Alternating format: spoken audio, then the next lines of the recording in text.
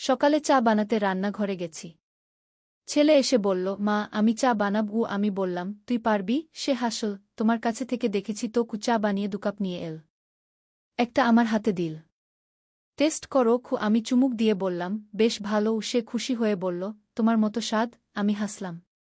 সে আমার পাশে বসে বলল, মা প্রতিদিন সকালে তোমার জন্য চা বানাতে চাই। আমি বললাম, বানাতো। সে আমার হাত ধরে বলল, মা এই চা যেমন তোমার হাতে মিষ্টি হয়, তেমনি আমার জীবন তোমার সাথে মিষ্টি হবে। আমি তোমাকে ভালোবাসি, আমার স্ত্রী হয়ে প্রতিদিন সকালে আমার সাথে চা খাও। বিয়ে করো আমাকে। কি চায়ের গরম ভাপ আমার মুখে লাগল। এই গল্পটি সম্পূর্ণ শুনলে আপনাদের পানি অটোমেটিক বের হয়ে যাবে, সো যত দ্রুত সম্ভব হাতের কাছে টিস্যু নিয়ে বসে পড়ো। বিছানার চাদর যেন নষ্ট না হয় সেটা সম্পূর্ণ খেয়াল রাখার অনুরোধ জানিয়ে গল্পটি এখন শুরু করব। তার আগে সর্বশেষ অনুরোধ, দয়া করে এমন পানি বের করার গল্প নিয়মিত শুনতে আমাদের চ্যানেলটি সকলেই সাবস্ক্রাইব করুন। ধন্যবাদ। হ্যালো বন্ধুরা, আমার নাম রিয়া খান। আমার বয়স 40 বছর। আমার স্বামীর নাম সৌরভ খান, বয়স 43 বছর। আমাদের 2 সন্তান, ঋতিক আর অনিকা। ঋতিক 18 বছর বয়সী, কলেজে পড়ে। অনিকা 11 বছর বয়সী, স্কুলে যায়। আমার এই গল্পটা শুরু হয়েছিল একটা অদ্ভুত সকালে। ঋতিক যখন আমার হাতে চায়ের কাপটা দিয়ে সেই অদ্ভুত কথাগুলো বলেছিল, তখন আমি বুঝতেই পারিনি যে এর পিছনে কী রহস্য লুকিয়ে আছে। আমি ভেবেছিলাম ছেলেটা হয়তো কোনো মুভি দেখে এসে কথাগুলো বলেছে। কিন্তু পরের দিন থেকেই অদ্ভুত সব ঘটনা ঘটতে শুরু করল। পরের দিন সকালে যখন আমি ঘুম থেকে উঠলাম, দেখি আমার পাশে একটা লাল রঙের চিঠি রাখা। চিঠিটা কে রেখেছে বুঝতে পারলাম না। খুলে দেখি ভিতরে লেখা, প্রিয় রিয়া, তুমি যদি আমার সত্যিকারের মায়ের ভালোবাসা পেতে চাও, তাহলে আজ রাতে 12টার সময় বাড়ির পেছনের পুরানো কুয়ার কাছে আসবে। সেখানে তোমার জন্য একটা চমক অপেক্ষা করছে। কি চিঠিটা পড়ে আমার গা ছমছম করে উঠল। কে লিখেছে এই চিঠি? আমি ঋতিকের কাছে গিয়ে জিজ্ঞেস করলাম, তুই কি আমার রুমে কোনো চিঠি রেখেছিলি? সে অবাক হয়ে বলল, না মা, আমি কোনো চিঠি রাখিনি। কি চিঠি? আমি চিঠিটা দেখালাম। সে পড়ে বলল, এটা আমার হাতের লেখা নয় মা। আর আমি কেন এমন কথা লিখব? সারাদিন আমার মন খারাপ লেগে রইল। সন্ধ্যায় সৌরভ অফিস থেকে ফিরে এসে আমার মুখ দেখে জিজ্ঞেস করল, কি হয়েছে রিয়া? তোমাকে চিন্তিত লাগছে। আমি চিঠির কথা বললাম। সে চিঠিটা দেখে বলল, এটা নিশ্চয়ই কোনো দুষ্টামি। হয়তো পাড়ার কোনো ছেলে। রাতে কুয়ার কাছে যাওয়ার দরকার নেই। কিন্তু আমার কৌতূহল সামলাতে পারলাম না। রাতে 12টার সময় আস্তে আস্তে বাড়ির পেছনের দিকে গেলাম। পুরানো কুয়াটা অনেক বছর ধরে পরিত্যক্ত। চাঁদের আলো সেটা আরও ভয়ঙ্কর লাগছিল। কুয়ার কাছে গিয়ে দেখি একটা ছোট প্যাকেট রাখা। ভিতরে একটা ছোট চাবি আর একটা কাগজ। কাগজে লেখা, এই চাবি দিয়ে তোমার বাড়ির আলমারির পেছনের গুপ্ত কক্ষটা খুলতে পারবে। সেখানে তোমার জন্য আরও চমক অপেক্ষা করছে। আমি দ্রুত বাড়িতে ফিরে এসে আমার শোবার ঘরের আলমারিটা দেখলাম। এত বছর ধরে এই আলমারি ব্যবহার করছি, কিন্তু কোনো গুপ্ত কক্ষের কথা জানতাম না। আলমারির পেছনে হাত দিয়ে খুঁজতে লাগলাম। হঠাৎ একটা ছোট গর্ত পেলাম। চাবিটা লাগাতেই একটা দরজা খুলে গেল। ভিতরে ঢুকে দেখি একটা ছোট কক্ষ। দেয়ালে অনেক ছবি ঝোলানো। সব ছবিতেই আমি আছি, কিন্তু অদ্ভুত ব্যাপার হলো আমার সাথে এমন কিছু মানুষ আছে যাদের আমি চিনি না। একটা ছবিতে দেখি আমি আর একটা ছেলে হাত ধরে দাঁড়িয়ে আছি। ছেলেটাকে দেখতে অনেকটা ঋতিকের মতো, কিন্তু বয়স অনেক বেশি। আরেকটা ছবিতে দেখি আমি আর সেই ছেলে একসাথে বিয়ের পোশাক পরে আছি। আমার মাথা ঘুরতে লাগল। এই ছবিগুলো কি? আমি কখন এমন ছবি তুলেছি? হঠাৎ পেছন থেকে একটা আওয়াজ এল, মা তুমি এখানে কি করছ? আমি চমকে ঘুরে দেখি ঋতিক দাঁড়িয়ে আছে। তার মুখে একটা অদ্ভুত হাসি। আমি কাঁপা গলায় বললাম, ঋতিক, এই ছবিগুলো কি? তুই কি জানিস? সে কাছে এসে বলল, মা আমি অনেক দিন ধরে তোমাকে বলার চেষ্টা করছিলাম, কিন্তু তুমি বুঝতে পারছিলে না। আমি আসলে ভবিষ্যৎ থেকে এসেছি। কি বলছিস তুই? আমি অবিশ্বাসের সাথে বললাম। মা আমি জানি এটা বিশ্বাস করা কঠিন, কিন্তু আমি সত্যি বলছি। আমি ভবিষ্যতের ঋতিক। আমি টাইম ট্রাভেল করে এই সময়ে এসেছি তোমাকে একটা বিপদের কথা জানাতে। আমি বসে পড়লাম। মাথায় কিছুই ঢুকছিল না। কি বিপদ? মা, আগামী সপ্তাহে আমাদের পরিবারের সাথে একটা দুর্ঘটনা ঘটবে। বাবা একটা গোপন প্রজেক্টে কাজ করছেন যেটার কথা আমরা জানি না। সেই প্রজেক্টের কারণে আমাদের পরিবার বিপদে পড়বে গু। তোর বাবার কি প্রজেক্ট? বাবা একটা আন্তর্জাতিক চক্রের বিরুদ্ধে কাজ করছেন। তারা অবৈধভাবে প্রত্নতাত্ত্বিক সম্পদ চোরাচালান করে। বাবা এদের একটা বড় চালান ধরে ফেলেছেন। কিন্তু এই চক্রের লোকরা আমাদের পরিবারকে টার্গেট করবে গে। আমি ভয়ে কাঁপতে লাগলাম। তাহলে আমরা কি করব? মা, আমাদের একটা গোপন মিশনে যেতে হবে। আমি ভবিষ্যৎ থেকে একটা বিশেষ যন্ত্র এনেছি। সেটা দিয়ে আমরা ওই চোরাচালানকারীদের আস্তানা খুঁজে বের করতে পারব এবং তাদের ধরিয়ে দিতে পারব গু। হঠাৎ সৌরভের আওয়াজ শুনতে পেলাম। রিয়া, তুমি কোথায়? আমি তাড়াতাড়ি গুপ্ত কক্ষ থেকে বের হয়ে এলাম। ঋতিক আমার পিছু পিছু এল। পরের দিন ঋতিক আমাকে বলল, মা, আজ রাতে আমাদের মিশন শুরু করতে হবে। আমার কাছে একটা বিশেষ ডিভাইস আছে যেটা দিয়ে আমরা ভবিষ্যতের ঘটনা দেখতে পারব। রাতে ঋতিক আমাকে নিয়ে বাড়ির ছাদে গেল। সে একটা অদ্ভুত যন্ত্র বের করল যেটা দেখতে একটা ছোট টেলিস্কোপের মতো। মা, এটার ভিতর দিয়ে তাকাও। আমি তাকিয়ে দেখি শহরের বিভিন্ন জায়গার ছবি ভেসে উঠছে। হঠাৎ একটা পুরানো বাড়ির ছবি দেখলাম যেখানে অনেক লোক একসাথে কিছু একটা পরিকল্পনা করছে। তাদের সামনে অনেক প্রাচীন মূর্তি আর পুরাতন জিনিস রাখা। ওরাই চোরাচালানকারী, ঋতিক বলল। আমাদের ওদের আস্তানা খুঁজে বের করতে হবে গু। পরের দিন আমরা শহরের বিভিন্ন পুরানো বাড়ি খুঁজতে শুরু করলাম। ঋতিকের যন্ত্রটা আমাদের সঠিক দিক নির্দেশনা দিচ্ছিল। অবশেষে আমরা পুরান ঢাকার একটা গলিতে সেই বাড়িটা খুঁজে পেলাম। বাড়িটার সামনে দাঁড়িয়ে আমার হৃদয় দ্রুত স্পন্দিত হতে লাগল। ঋতিক বলল, মা, আমাদের সাবধানে ঢুকতে হবে। আমি আগে গিয়ে দেখি ভিতরে কি অবস্থা গু। আমরা চুপি চুপি বাড়িতে ঢুকলাম। ভিতরে অন্ধকার। ঋতিক একটা টর্চ জ্বালাল। দেখি সত্যি অনেক প্রাচীন মূর্তি আর পুরাতন জিনিস রাখা। হঠাৎ আমরা কথা বলার আওয়াজ শুনতে পেলাম। আগামীকাল রাতে আমাদের সবচেয়ে বড় চালানটা পাঠাতে হবে। এই সম্পদগুলো দেশের বাইরে নিয়ে গেলে কোটি টাকা পাবগু। আমরা লুকিয়ে লুকিয়ে কাছে গিয়ে দেখি 5 জন লোক বসে পরিকল্পনা করছে। তাদের মধ্যে একজনকে দেখে আমার চোখ ছানাবড়া। এ তো আমাদের পাড়ার মন্টু কাকা। জিমি এত ভালো মানুষ হিসেবে পরিচিত। ঋতিক আমার কানে ফিসফিস করে বলল, মা, আমরা এখানে থেকে তাদের পুরো পরিকল্পনা শুনি। তারপর পুলিশে খবর দেব। আমরা প্রায় 2 ঘন্টা লুকিয়ে থেকে তাদের সব পরিকল্পনা শুনলাম। তারা আগামীকাল রাতে দেশের সবচেয়ে মূল্যবান কিছু প্রত্নতাত্ত্বিক সম্পদ চোরাচালান করার পরিকল্পনা করেছে। তাদের একটা বড় নেটওয়ার্ক আছে যেটা সারা দেশে ছড়িয়ে আছে। বাড়িতে ফিরে আমরা সৌরভকে সব কিছু জানালাম। সে প্রথমে বিশ্বাস করতে পারল না। কিন্তু যখন আমরা ঋতিকের যন্ত্রটা দেখালাম আর তার মাধ্যমে ভবিষ্যতের ঘটনা দেখালাম, তখন সে বিশ্বাস করল। আমাদের এখনই পুলিশে যেতে হবে, সৌরভ বলল। কিন্তু ঋতিক বলল, না বাবা, এখনো সময় আছে। আমি ভবিষ্যৎ থেকে দেখেছি যে আমাদের আরও প্রমাণ সংগ্রহ করতে হবে। না হলে তারা পালিয়ে যাবে গু। পরের দিন আমরা আরও তথ্য সংগ্রহ করতে লাগলাম। ঋতিকের যন্ত্রটা আমাদের দেখাল যে এই চক্রের সাথে আরও অনেক বড় মাছ জড়িত। এমনকি কিছু সরকারি কর্মকর্তাও এদের সাথে যুক্ত। সন্ধ্যায় ঋতিক বলল, মা, আজ রাতে তারা তাদের সবচেয়ে বড় অপারেশন করবে। আমাদের সেখানে গিয়ে ছবি আর ভিডিও করতে হবে। কিন্তু এটা তো অনেক বিপজ্জনক, আমি বললাম। মা, আমি ভবিষ্যৎ থেকে এসেছি। আমি জানি কি করতে হবে। তুমি আমার উপর ভরসা রাখো গো। রাতে আমরা আবার সেই পুরানো বাড়িতে গেলাম। এবার আমাদের সাথে ছিল একটা ছোট ক্যামেরা। আমরা দেখলাম একটা ট্রাক এসে দাঁড়িয়েছে। অনেক লোক মূর্তি আর প্রাচীন জিনিসপত্র ট্রাকে তুলছে। ঋতিক ভিডিও করতে লাগল। হঠাৎ একজন আমাদের দেখে ফেল। ওখানে কে? চিৎকার করে উঠল। আমরা দৌড় দিলাম। কিন্তু তারা আমাদের পিছু নিল। ঋতিক আমার হাত ধরে বলল, মা, এই দিকে আস। আমি একটা গোপন পথ জানি গু। সে আমাকে নিয়ে একটা সরু গলির ভিতর দিয়ে দৌড়াল।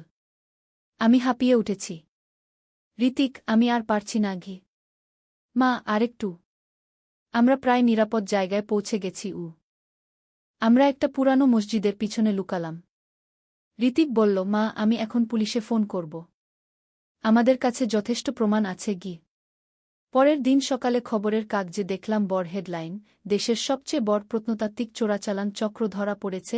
আমাদের দেওয়া তথ্যের ভিত্তিতে পুলিশ তাদের ধরতে পেরেছে। কিন্তু আমার মনে এখনো অনেক প্রশ্ন। ঋতিক সত্যিই কি ভবিষ্যৎ থেকে এসেছে? নাকি সে অন্য কোনোভাবে এইসব জানত? সন্ধ্যায় ঋতিক আমার কাছে এসে বলল, মা, আমার আসল পরিচয় তোমাকে বলার সময় এসেছে।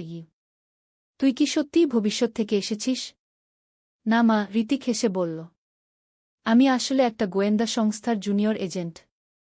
আমার বয়স 18 হলেও আমি গত 3 বছর ধরে এই চক্রের উপর নজরদারি করছিলাম গো। কি? আমি অবাক হয়ে বললাম। হ্যাঁ মা।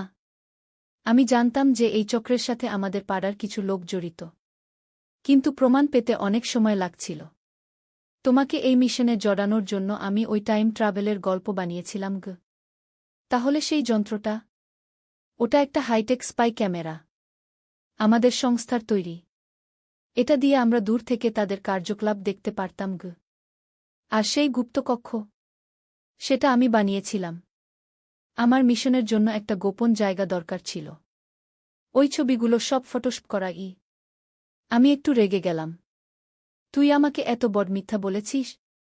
মা, আমার উপায় ছিল না। এই মিশন খুবই গোপনীয় ছিল। আমি তোমাকে সত্য বলতে পারতাম না। কিন্তু তোমার সাহায্য ছাড়া আমি সফল হতে পারতাম না গে। আমি ঋতিককে জড়িয়ে ধরলাম। তুই একটা বীর, আমার ছেলে গু। পরের সপ্তাহে ঋতিক তার সংস্থা থেকে পুরস্কার পেল। আমরা সবাই তার গর্বে গর্বিত হলাম। কিন্তু একদিন সৌরভ আমাকে ডেকে বলল, রিয়া, ঋতিকের ব্যাপারে আমার একটা সন্দেহ হচ্ছে গিউ। কি সন্দেহ? আমি তার সেই সংস্থার কথা খোঁজ নিয়েছি। কোনো এমন সংস্থার অস্তিত্ব নেই যেখানে 18 বছরের ছেলেরা এজেন্ট হিসেবে কাজ করে। কি? আমার মাথায় যেন বাজ পড়ল। তাহলে ঋতিক মিথ্যা বলেছে? সেদিন রাতে আমি ঋতিকের রুমে গিয়ে দেখি সে তার ল্যাপটপে কিছু একটা করছে। আমি কাছে গিয়ে দেখি সে একটা গেম খেলছে যেটার নাম টাইম ট্রাভেল ডিটেকটিভ গে। ঋতিক, তুই কি আমাকে আরেকটা মিথ্যা বলেছিস? ঋতিক আমার দিকে তাকিয়ে লজ্জিত হাসি দিল। মা, আসলে আমি কোনো এজেন্ট নই গি। তাহলে সব কি ছিল? মা, আমি কম্পিউটার সায়েন্সে খুব ভালো। আমি নিজেই একটা সফটওয়্যার বানিয়েছিলাম যেটা দিয়ে শহরের বিভিন্ন জায়গার সিসিটিভি ক্যামেরা হ্যাক করে দেখা যায়। আমি লক্ষ্য করেছিলাম যে মন্টু কাকার বাড়িতে রাতে অনেক লোক যাতায়াত করে। আমার সন্দেহ হয়েছিল যে ওখানে কিছু একটা গোলমাল আছে গি। তাহলে তুই কেন আমাকে এত বড় মিথ্যা বলেছিলি? মা, আমি জানতাম তুমি এই ব্যাপারে আগ্রহী হবে। আর আমার একা একা এই কাজ করার সাহস ছিল না। তাই তোমাকে একটা রোমাঞ্চকর গল্প বলে সাথে নিয়েছিলাম গে। আমি একটু হাসলাম। তুই তো আসলেই খুব চালাকু। কিন্তু মা, আমাদের কাজ এখনো শেষ হয়নি। আমি আরও কিছু তথ্য পেয়েছি। কি তথ্য? মন্টু কাকার এই চক্রের আরও অনেক শাখা আছে। তারা শুধু প্রত্নতাত্ত্বিক জিনিস নয়, বিরল পাথর আর হীরাও চোরাচালান করে। আর সবচেয়ে অদ্ভুত ব্যাপার হল, তাদের একটা গোপন ভূগর্ভস্থ টানেল আছে যেটা শহরের নিচ দিয়ে নদী পর্যন্ত গেছে গিউ। টানেল? কোথায়? আমাদের বাড়ির নিচেও এই টানেলের একটা অংশ আছে। আমি আমার সফটওয়্যার দিয়ে ভূগর্ভস্থ ম্যাপ বিশ্লেষণ করে দেখেছি। আমার গা আবার ছমছম করে উঠল। তার মানে তারা আমাদের বাড়ির নিচ দিয়ে তাদের মাল পরিবহন করে? হ্যাঁ মা। আর আমি জানতে পেরেছি যে আগামীকাল রাতে তারা একটা বিশাল অপারেশন করবে। সোনার একটা প্রাচীন মূর্তি নিয়ে যাবে যেটার দাম কয়েক কোটি টাকা গু। আমরা পরিকল্পনা করলাম যে আগামীকাল রাতে আমরা তাদের হাতে নাতে ধরব। কিন্তু সেদিন রাতে একটা অপ্রত্যাশিত ঘটনা ঘটল। রাত প্রায় 10টার সময় হঠাৎ আমাদের বাড়ির নিচ থেকে একটা অদ্ভুত শব্দ এল। আমরা সবাই নিচে নেমে দেখি আমাদের বেসমেন্টের দেয়ালে একটা গর্ত হয়ে গেছে। গর্ত দিয়ে দুজন লোক বের হচ্ছে। কে তোমরা? সৌরভ চিৎকার করে জিজ্ঞেস করল। তারা আমাদের দেখে দৌড় দিল। কিন্তু ঋতিক তাদের একজনকে ধরে ফেল। তুমি কে? এখানে কি করছ? লোকটা ভয়ে কাঁপতে কাঁপতে বলল, আমরা শুধু কাজ করি। আমাদের বস আমাদের বলেছে এই টানেল দিয়ে মাল পৌঁছাতে গু। তোমাদের বসকে? আমরা জানি না। আমরা শুধু অর্ডার পাই। ঋতিক তার ল্যাপটপ নিয়ে এসে লোকটাকে কিছু ছবি দেখাল। এই লোকদের মধ্যে তোমার বস আছে? লোকটা একটা ছবিতে আঙুল রাখল। এই লোক? ইনি আমাদের বসকে। আমি দেখে হতবাক হয়ে গেলাম। ছবিটা আমাদের এলাকার কাউন্সিলর সাহেবের, যিনি এত ভদ্র আর সৎ মানুষ হিসেবে পরিচিত। এটা নিশ্চয়ই কোনো ভুল, সৌরভ বলল। কিন্তু ঋতিক বলল, না বাবা। আমি অনেকদিন ধরে তাকে সন্দেহ করছিলাম। তার জীবনযাত্রার মান তার আয়ের তুলনায় অনেক বেশি। আমরা সিদ্ধান্ত নিলাম যে এই তথ্য পুলিশে দেব। কিন্তু আগে আরও প্রমাণ সংগ্রহ করতে হবে। পরের দিন ঋতিক বলল, মা, আমি কাউন্সিলর সাহেবের বাড়িতে একটা ছোট স্পাই ক্যামেরা লাগাতে চাই। তুমি কি আমাকে সাহায্য করবে? কিভাবে? তুমি তার বউয়ের সাথে আড্ডা দিতে যাবে, আর আমি সে সময় ক্যামেরা লাগিয়ে আসব। আমি নার্ভাস হয়ে গেলাম, কিন্তু ঋতিকের জন্য আমি রাজি হলাম। পরের দিন সন্ধ্যায় আমি কাউন্সিলর সাহেবের বাড়িতে গেলাম। তার স্ত্রী রেশমা আপা আমাকে দেখে খুব খুশি হলেন। এসো রিয়া, কতদিন পর এলে গু। আমরা বসে গল্প করতে লাগলাম। এদিকে ঋতিক চুপি চুপি বাড়িতে ঢুকে ক্যামেরা লাগিয়ে দিল। সেই রাতে আমরা দেখলাম কাউন্সিলর সাহেব তার স্টাডি রুমে বসে ফোনে কথা বলছেন। আগামীকাল রাতে সব মাল নিয়ে যেতে হবে। পুলিশ আমাদের উপর নজর রাখছে গি। এরপর তিনি একটা সিক্রেট ফাইল খুলে কিছু কাগজপত্র দেখতে লাগলেন। ঋতিক জুম করে দেখল সেগুলো বিভিন্ন প্রাচীন জিনিসের তালিকা। মা, দেখো তারা কত বড় একটা নেটওয়ার্ক চালাচ্ছে গি। আমরা পরের দিন এই সব প্রমাণ নিয়ে পুলিশ স্টেশনে গেলাম। কিন্তু অবাক হয়ে দেখি পুলিশ অফিসার আমাদের কথা বিশ্বাস করছেন না। আপনারা কি নিশ্চিত যে কাউন্সিলর সাহেব এই কাজে জড়িত? উনি তো খুব সম্মানিত ব্যক্তি গু। ঋতিক তার ল্যাপটপ থেকে ভিডিও দেখাল। তখন অফিসার সিরিয়াস হয়ে গেলেন। আমাদের এখনই অ্যাকশন নিতে হবে। আজ রাতেই আমরা তাদের ধরব। সেই রাতে পুলিশের সাথে আমরাও গেলাম। আমরা দেখলাম সত্যিই একটা বিশাল অপারেশন চলছে। কয়েকটা ট্রাক ভর্তি প্রাচীন জিনিস নিয়ে যাওয়ার জন্য প্রস্তুত। পুলিশ তাদের ঘিরে ফেল। একটা বড় তাড়াপাল্টার পর সবাইকে ধরা হল। কাউন্সিলর সাহেব শেষ মুহূর্তে পালানোর চেষ্টা করেছিলেন, কিন্তু পুলিশ তাকেও ধরে ফেল। পরের দিন আবার খবরের কাগজে বড় হেডলাইন। স্থানীয় কাউন্সিলরের নেতৃত্বে আন্তর্জাতিক চোরাচালান চক্র উন্মোচিত। ঋতিক আমাকে বলল, মা, আমি তোমাকে আরেকটা কথা বলিনি গিয়ে। এখন আর কি? আমি আসলে কলেজে কম্পিউটার সায়েন্স পড়ার পাশাপাশি একটা অনলাইন ডিটেকটিভ কোর্স করছি। আমার স্বপ্ন একদিন সত্যিকারের ডিটেকটিভ হওয়া গে।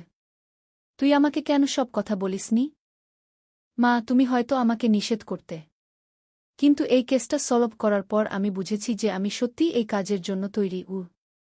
আমি ঋতিককে আদর করে বললাম, তুই যা হতে চাস, আমি তোমার পাশে আছি। কিছুদিন পর আমাদের পাড়ায় একটা বড় আলোচনা হল। সবাই ঋতিকের বুদ্ধিমত্তার প্রশংসা করছে। স্থানীয় একটা সংবাদপত্র ঋতিকের ইন্টারভিউ নিল। কিন্তু এক সপ্তাহ পর আরেকটা রহস্য শুরু হল। আমাদের এলাকায় একে একে কয়েকটা বাড়িতে চোরাই হতে লাগল। কিন্তু অদ্ভুত ব্যাপার হল, চোররা কোনো টাকা পয়সা বা সোনাদানা নিয়ে যাচ্ছে না। শুধু পুরানো বই আর কাগজপত্র নিয়ে যাচ্ছে। ঋতিক এই নতুন রহস্য নিয়ে আবার তদন্ত শুরু করল। সে আবিষ্কার করল যে যেসব বাড়িতে চুরি হয়েছে সেই সব বাড়ির মালিকদের পূর্বপুরুষরা স্বাধীনতা যুদ্ধে অংশগ্রহণ করেছিল। মা, আমার মনে হচ্ছে কেউ মুক্তিযুদ্ধের কোনো গোপন তথ্য খুঁজছে গি। কী ধরনের তথ্য?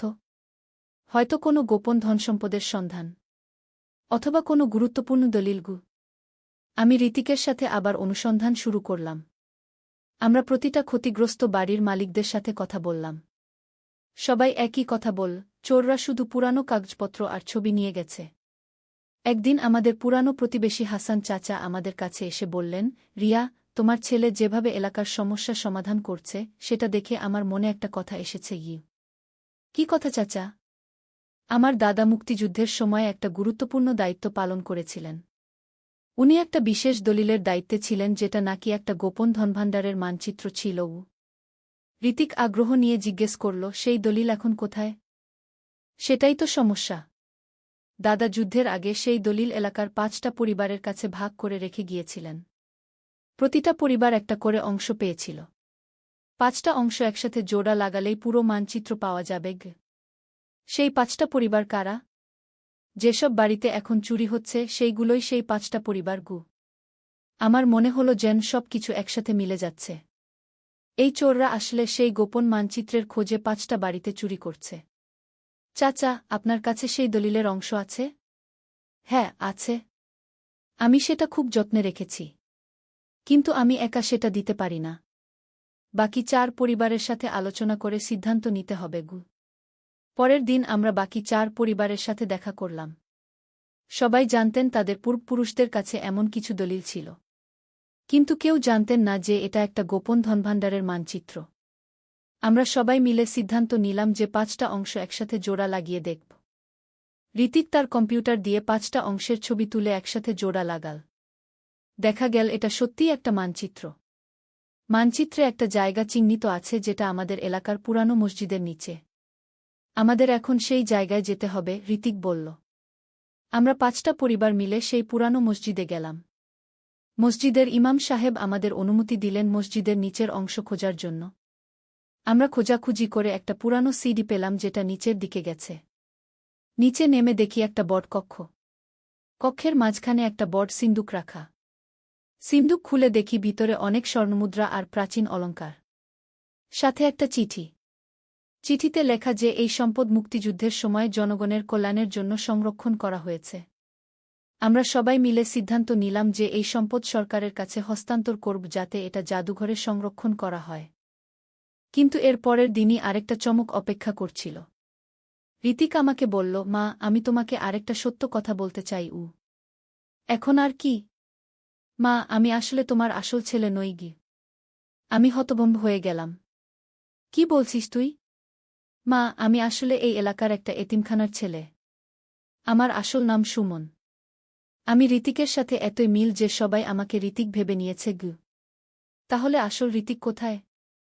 আসল ঋতিক গত মাসে একটা অ্যাক্সিডেন্টে হাসপাতালে ভর্তি হয়েছে। সে এখনও কোমায় আছে। আমি তার জায়গা নিয়েছি কারণ আমি জানতাম এই পাড়ায় একটা বড় সমস্যা আছে গিউ। আমার চোখে পানি এসে গেল। তুই আমাদের সাথে এত বড় ধোঁকা দিয়েছিস? মা, আমি ধোঁকা দিইনি। আমি সত্যিই তোমাদের ভালোবাসি। এই 1 মাসে তুমি আমাকে যে ভালোবাসা দিয়েছ সেটা আমি জীবনে কখনো পাইনি গিউ। আমি সুমনকে জড়িয়ে ধরলাম। তুই আমার কাছে ঋতিকের মতোই প্রিয় গু। পরের দিন আমরা হাসপাতালে গিয়ে আসল ঋতিকের সাথে দেখা করলাম। ডাক্তার বললেন আরও কয়েকদিনে সে সুস্থ হয়ে যাবে। আমি সুমনকে বললাম, তুই চাইলে আমাদের সাথেই থাক। আমরা তোকে দত্তক নেব গু। সুমনের চোখে খুশির অশ্রু এসে গেল। সত্যি মা? হ্যাঁ। তুই আমাদের পরিবারের একটা অংশ হয়ে গেছিস গু। কয়েকদিন পর ঋতিক হাসপাতাল থেকে বাড়ি ফিরল। প্রথমে সে সুমনকে দেখে অবাক হল। কিন্তু যখন আমরা সব কিছু বুঝিয়ে বললাম সে খুশি হয়ে সুমনকে আদর করল। তুই আমার বন্ধু হবি? ঋতিক সুমনকে বলল। হ্যাঁ, আমি তোর ভাই হতে চাই, সুমন জবাব দিল। এরপর আমাদের পরিবারে 2টো ছেলে হল। দুজনেই পড়াশোনায় খুব ভালো। ঋতিক মেডিকেলে ভর্তি হল আর সুমন ইঞ্জিনিয়ারিং পড়তে শুরু করল। কিন্তু কয়েক মাস পর আরেকটা অদ্ভুত ঘটনা ঘটল। একদিন সকালে আমি দেখি আমাদের বাড়ির সামনে একটা অদ্ভুত মেশিন দাঁড়িয়ে আছে। দেখতে অনেকটা পুরানো দিনের গাড়ির মতো, কিন্তু তার উপরে অনেক অদ্ভুত যন্ত্রপাতি লাগানো। একজন বৃদ্ধ লোক মেশিনটা থেকে নেমে আমাদের বাড়ির দরজায় এসে কড়া নাড়লেন। আমি দরজা খুলে দিলাম। আপনি কি রিয়া খান? তিনি জিজ্ঞেস করলেন। হ্যাঁ। আপনি কে? আমি প্রফেসর আকরাম। আমি ভবিষ্যৎ থেকে এসেছি। আমি অবিশ্বাসের সাথে তাকিয়ে রইলাম। আবার ভবিষ্যতের গল্প? প্রফেসর আকরাম বললেন, আমি জানি আপনি বিশ্বাস করবেন না। কিন্তু আমি সত্যিই ভবিষ্যৎ থেকে এসেছি। আমি এসেছি আপনাদের একটা বিপদের কথা জানাতে গু। ঋতিক আর সুমন স্কুল থেকে ফিরে এসে প্রফেসরকে দেখে অবাক হল। প্রফেসর তাদের বললেন, তোমরা যে ধনভাণ্ডার আবিষ্কার করেছ সেটা আসলে একটা বিশেষ শক্তির উৎস। যদি এটা ভুল হাতে পড়ে তাহলে সারা পৃথিবীর ক্ষতি হবে। কী ধরনের শক্তি? সুমন জিজ্ঞেস করল। এটা একটা প্রাচীন প্রযুক্তি যেটা দিয়ে সময় নিয়ন্ত্রণ করা যায়। যে ব্যক্তি এটা ব্যবহার করবে সে অতীত আর ভবিষ্যৎ দুটোই পরিবর্তন করতে পারবে। আমি ভয়ে কাঁপতে লাগলাম। তাহলে আমরা কি করব? আপনাদের সেই ধনভাণ্ডার আবার গোপন করতে হবে। কিন্তু এবার অন্য জায়গায়। প্রফেসর আমাদের তার মেশিনটা দেখালেন। এটা একটা টাইম মেশিন। আমি এটা দিয়ে ধনভাণ্ডারটা এমন একটা সময়ে পাঠিয়ে দেব যেখানে এটা নিরাপদ থাকবে। কিন্তু হঠাৎ আমাদের বাড়িতে কয়েকটা কালো গাড়ি এসে দাঁড়াল। গাড়ি থেকে কালো পোশাক পরা কয়েকজন লোক নাম। তারা এসে গেছে, প্রফেসর উদ্বেগে বললেন। আমাদের তাড়াতাড়ি করতে হবে। আমরা দৌড়ে পুরানো মসজিদে গেলাম। কিন্তু সেই কালো পোশাকের লোকরা আমাদের পিছু নিল। মসজিদে পৌঁছে প্রফেসর তার মেশিন চালু করলেন। মেশিনটা থেকে একটা উজ্জ্বল আলো বের হল। তাড়াতাড়ি নূরের আলো। একটি ইসলামিক গল্প। প্রথম অধ্যায়। শুরুর কথা। অনেক দিন আগের কথা। একটি ছোট্ট গ্রামে বাস করত এক দরিদ্র পরিবার। বাবার নাম আব্দুর রহমান, মায়ের নাম ফাতিমা। তাদের একমাত্র সন্তান ছোট্ট হাসান। বয়স মাত্র 10 বছর। কিন্তু এই 10 বছরের শিশুটির মধ্যে ছিল অসাধারণ এক আধ্যাত্মিক শক্তি। হাসানের জন্ম থেকেই পরিবারটি লক্ষ্য করেছিল যে এই শিশুটি অন্য সব শিশুদের চেয়ে আলাদা। সে কখনো মিথ্যা কথা বলত না, কখনো কারো সাথে খারাপ ব্যবহার করত না। প্রতিদিন 5 ওয়াক্ত নামাজ আদায় করত নিয়মিত। কুরআন তেলাওয়াত করার সময় তার চোখ দিয়ে পানি গড়িয়ে পড়ত। গ্রামের মানুষেরা প্রথমে ভাবত এটা হয়তো বাচ্চাদের স্বাভাবিক আবেগ। কিন্তু সময়ের সাথে সাথে তারা বুঝতে পারল যে হাসানের মধ্যে আছে কিছু বিশেষত্ব। একদিন গ্রামে খুব খরা দেখা দিল। কয়েক মাস ধরে এক ফোঁটা বৃষ্টি নেই। ক্ষেতের ফসল শুকিয়ে যাচ্ছে। পুকুর খাল বিল সব শুকিয়ে গেছে। মানুষ খাবার পানির জন্য হাহাকার করছে। এমন সময় ছোট্ট হাসান তার মা-বাবাকে বলল, আব্বু, আম্মু, আমি আল্লাহর কাছে দোয়া করব বৃষ্টির জন্য। আব্দুর রহমান মৃদু হেসে বললেন, বাবা, আমরা সবাই তো দোয়া করছি। ইমাম সাহেবও তো দোয়া করেছেন। হাসান বলল, আব্বু, আমি জানি আল্লাহ তায়ালা আমার দোয়া কবুল করবেন। আমি আজ রাতে তাহাজ্জুদের নামাজ পড়ে দোয়া করব। দ্বিতীয় অধ্যায়, প্রথম মুজিজা। সেই রাতে হাসান ঘুম থেকে উঠে অজু করল। তাহাজ্জুদের নামাজ পড়ল। তারপর 2 হাত তুলে কান্না করতে করতে আল্লাহর কাছে দোয়া করল। হে আল্লাহ! তুমি তো রহমান, রহিম। তুমি সবার উপর দয়ালু। আমাদের গ্রামের মানুষগুলো খুব কষ্টে আছে। তাদের উপর তোমার রহমত বর্ষণ কর। বৃষ্টি দাও হে আল্লাহ। হাসান সারারাত ধরে কেঁদে কেঁদে দোয়া করল। ফজরের আজান দেওয়ার আগে আগে আকাশে মেঘ দেখা দিল। ফজরের নামাজের পর থেকে টানা বৃষ্টি শুরু হল। গ্রামের মানুষেরা অবাক হয়ে গেল। সবাই বুঝতে পারল যে ছোট্ট হাসানের দোয়ায় আল্লাহ তায়ালা বৃষ্টি দিয়েছেন। এই ঘটনার পর থেকে গ্রামের মানুষেরা হাসানকে বিশেষ সম্মানের চোখে দেখতে শুরু করল। যখনই কোনো সমস্যা হতো তারা হাসানের কাছে দোয়া চাইতে আসত। একদিন গ্রামের এক বৃদ্ধা অসুস্থ হয়ে পড়ল। ডাক্তার বলল তার বাঁচার সম্ভাবনা খুবই কম। বৃদ্ধার ছেলে এসে হাসানের কাছে দোয়া চাইল। হাসান বলল, চাচা, আমি দোয়া করব। কিন্তু আপনাকেও খালেজ দিলে তবা করতে হবে।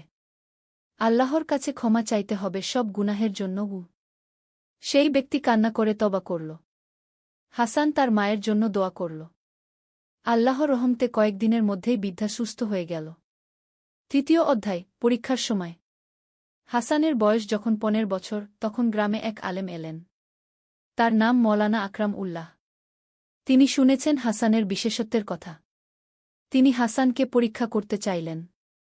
মৌলানা সাহেব হাসানের বাড়িতে গিয়ে বললেন, বাবা হাসান, আমি শুনেছি তুমি খুব নেক ছেলে। তুমি কুরআন শরীফ কতটুকু মুখস্থ জান?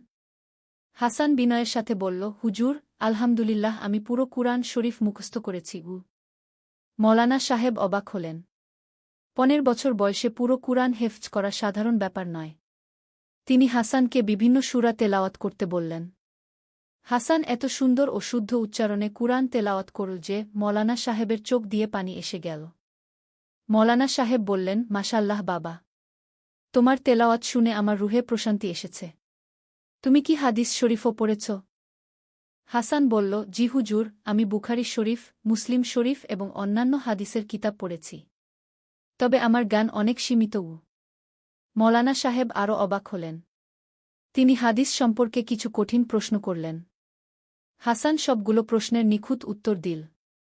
এরপর মৌলানা সাহেব হাসানকে বললেন, বাবা, তুমি আমার সাথে শহরে চলে আস।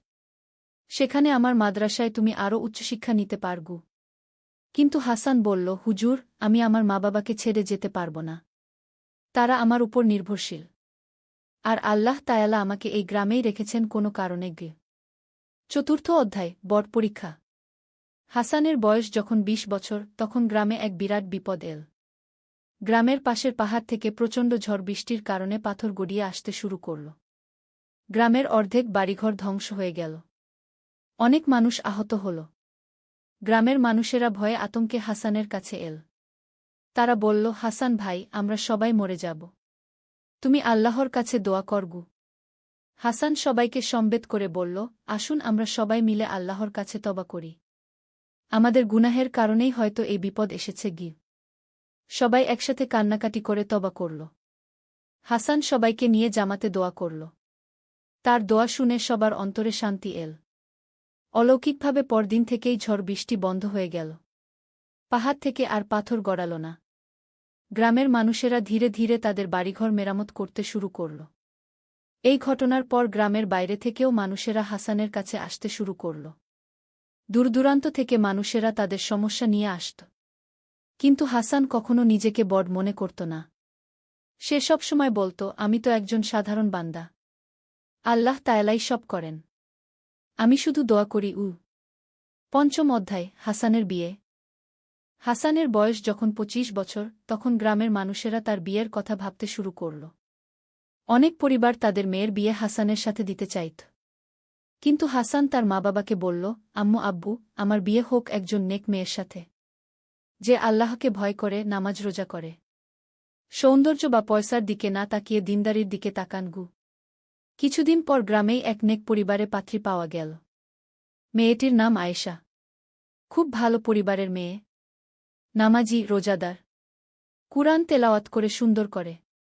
বিয়ে হল খুব সাদামাটাভাবে। হাসান চাইল না কোনো জাঁকজমক হোক। বিয়ের দাওয়াতে গ্রামের গরিব দুঃখী সবাইকে খাওয়ানো হল। বিয়ের পর আয়েশা ও হাসান দুজনেই মিলে আল্লাহর ইবাদত করত।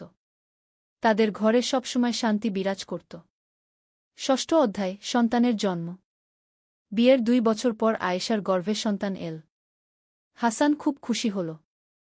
সে সবসময় দোয়া করত যেন আল্লাহ তাআলা তাদের একটি নেক সন্তান দান করেন। সন্তান জন্মের রাতে হাসান সারারাত জাগ্রত থেকে দোয়া করল। সকালে একটি সুন্দর ছেলে সন্তান জন্ম নিল। হাসান তার ছেলের নাম রাখল নূর।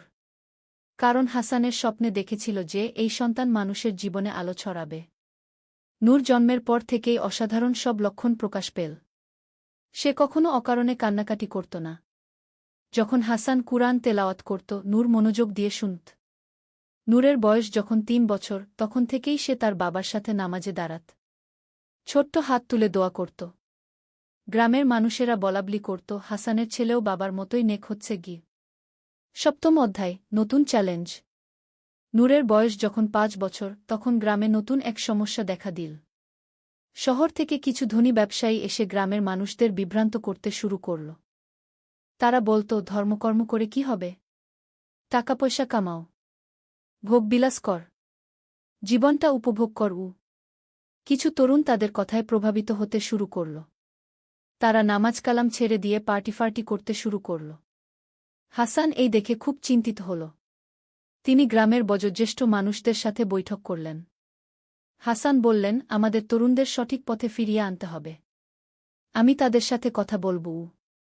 হাসান সেই তরুণদের ডেকে বসাল। তাদের সাথে নরম সুরে কথা বলল। বোঝানোর চেষ্টা করল যে দুনিয়ার সুখ ক্ষণস্থায়ী। আখেরাতের জন্য প্রস্তুতি নিতে হবে। প্রথমে অনেকে হাসানের কথা শুনতে চাইল না। কিন্তু হাসানের ধৈর্য ও ভালোবাসা দেখে তারা ধীরে ধীরে তার কথা শুনতে শুরু করল। অষ্টম অধ্যায়, নূরের বিশেষত্ব। নূরের বয়স বাড়ার সাথে সাথে তার মধ্যেও তার বাবার মতো বিশেষত্ব প্রকাশ পেতে শুরু করল। 7 বছর বয়সেই সে কুরআনের অনেক সূরা মুখস্থ করে ফেল। একদিন গ্রামের এক শিশু খুব অসুস্থ হয়ে পড়ল। তার বাবা মা হাসানের কাছে এসে দোয়া চাইল।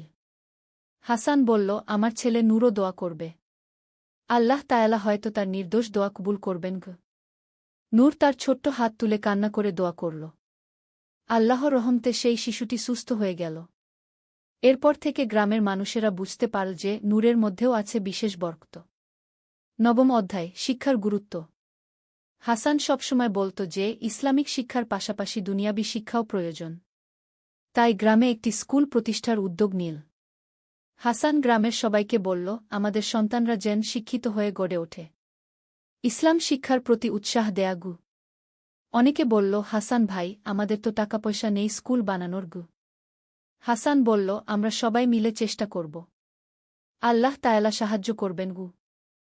হাসান শহরে গিয়ে কিছু ধার্মিক ব্যবসায়ীদের কাছে স্কুলের জন্য সাহায্য চাইল। তার সততা ও নিষ্ঠা দেখে অনেকে সাহায্য করল। কয়েক মাসের মধ্যেই গ্রামে একটি সুন্দর স্কুল গড়ে উঠল।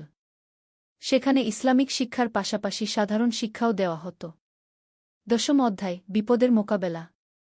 একদিন গ্রামে দুর্বৃত্তদের একটি দল এল। তারা গ্রামের মানুষদের কাছ থেকে জোর করে টাকা আদায় করতে চাইল। গ্রামের মানুষেরা ভয়ে কাঁপছিল। কিন্তু হাসান সাহস করে তাদের সামনে গিয়ে দাঁড়াল।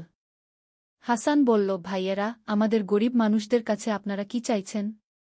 আমরা তো কষ্টে আছি। দুর্বৃত্তদের নেতা রেগে গিয়ে বলল, তুই কে আমাদের বাধা দেওয়ার? সরে দাঁড়া, নইলে মেরে ফেলব। হাসান শান্তভাবে বলল, আমি আল্লাহকে ভয় করি, মানুষকে নয়। আপনারা যদি আমাদের কিছু করেন, আল্লাহ তায়ালা আপনাদের বিচার করবেন। হাসানের নির্ভীকতা দেখে দুর্বৃত্তরা একটু থামল। হাসান তাদের বুঝানোর চেষ্টা করল, ভাইয়েরা, আপনারাও তো মানুষ। আপনাদেরও পরিবার আছে। ভুল কাজ করে আপনারা কি পাবেন? আল্লাহর কাছে তওবা করুন। হাসানের কথা শুনে দুর্বৃত্তদের মধ্যে একজন কান্না করে ফেল। সে বলল, আমি এই কাজ আর করতে পারি না। অন্যরা তাকে থামানোর চেষ্টা করল। কিন্তু ধীরে ধীরে তাদের সবার মন পরিবর্তন হয়ে গেল। একাদশ অধ্যায়, পরিবর্তনের শক্তি। সেই দুর্বৃত্তদের মধ্যে যে ব্যক্তিটি কেঁদেছিল তার নাম ছিল করিম। সে হাসানের কাছে এসে বলল, ভাই, আমি তওবা করতে চাই। আমি অনেক খারাপ কাজ করেছি। হাসান তাকে বুকে জড়িয়ে ধরল। বলল, করিম ভাই, আল্লাহ তায়ালা তওবাকারীকে খুব ভালোবাসেন। আপনি সত্যিকারের তওবা করুন। করিম কান্নায় ভেঙে পড়ল। সে সব অন্যায়ের জন্য আল্লাহর কাছে ক্ষমা চাইল। হাসান তাকে দোয়া করে দিল। পরদিন থেকে করিম গ্রামেই থেকে গেল। সে সৎ পথে জীবিকা নির্বাহ করতে শুরু করল। তার পরিবর্তন দেখে অন্য দুর্বৃত্তরাও ভাবতে শুরু করল। একজন একজন করে তারা সবাই ভুল পথ ছেড়ে দিল। কেউ গ্রামেই থেকে গেল, কেউ নিজ এলাকায় ফিরে গিয়ে সৎ জীবনযাপন শুরু করল। এই ঘটনার পর গ্রামের মানুষেরা আরও বেশি করে হাসানকে সম্মান করতে শুরু করল। তারা বুঝল যে হিংসাক্রোধ দিয়ে নয়, ভালোবাসা ও দয়া দিয়েই মানুষের মন জয় করা যায়। দ্বাদশ অধ্যায়, জ্ঞানের আলো। নূরের বয়স যখন 10 বছর, তখন হাসান তাকে শহরের একটি ভালো মাদ্রাসায় ভর্তি করানোর চিন্তা করল। কিন্তু নূর বলল, আব্বু, আমি আপনার কাছেই থেকে পড়াশোনা করব। আপনি যা জানেন তাই তো আমার জন্য যথেষ্ট। হাসান বলল, বাবা, জ্ঞানের কোনো শেষ নেই। তুমি যত বেশি পড়বে তত বেশি শিখবে। কিন্তু নূর জিদ ধরল। সে বলল, আব্বু, আমি এই গ্রামের মানুষদের সেবা করতে চাই। আপনার মতো তাদের দুঃখকষ্ট দূর করতে চাই। হাসান নূরের কথা শুনে খুশি হল। তার ছেলের মধ্যে সেবার মনোভাব দেখে সে গর্বিত হল। হাসান বলল, ঠিক আছে বাবা। তাহলে আমি তোমাকে ঘরে বসেই সব শেখাব। কিন্তু তোমাকে খুব মনোযোগ দিয়ে পড়তে হবে। এরপর থেকে হাসান নূরকে কুরআন, হাদিস, ফিকহ, আকীদা সব বিষয়ে শিক্ষা দিতে শুরু করল। নূর ছিল খুবই মেধাবী। যা একবার শেখানো হতো সেটা সে কখনো ভুলত না। ত্রয়োদশ অধ্যায়, দানের মহত্ব। হাসানের পরিবার যদিও গরিব ছিল, কিন্তু তারা সবসময় দানস্তকা করত। যখনই কেউ সাহায্য চাইতে আসত, হাসান কিছু না কিছু দিত।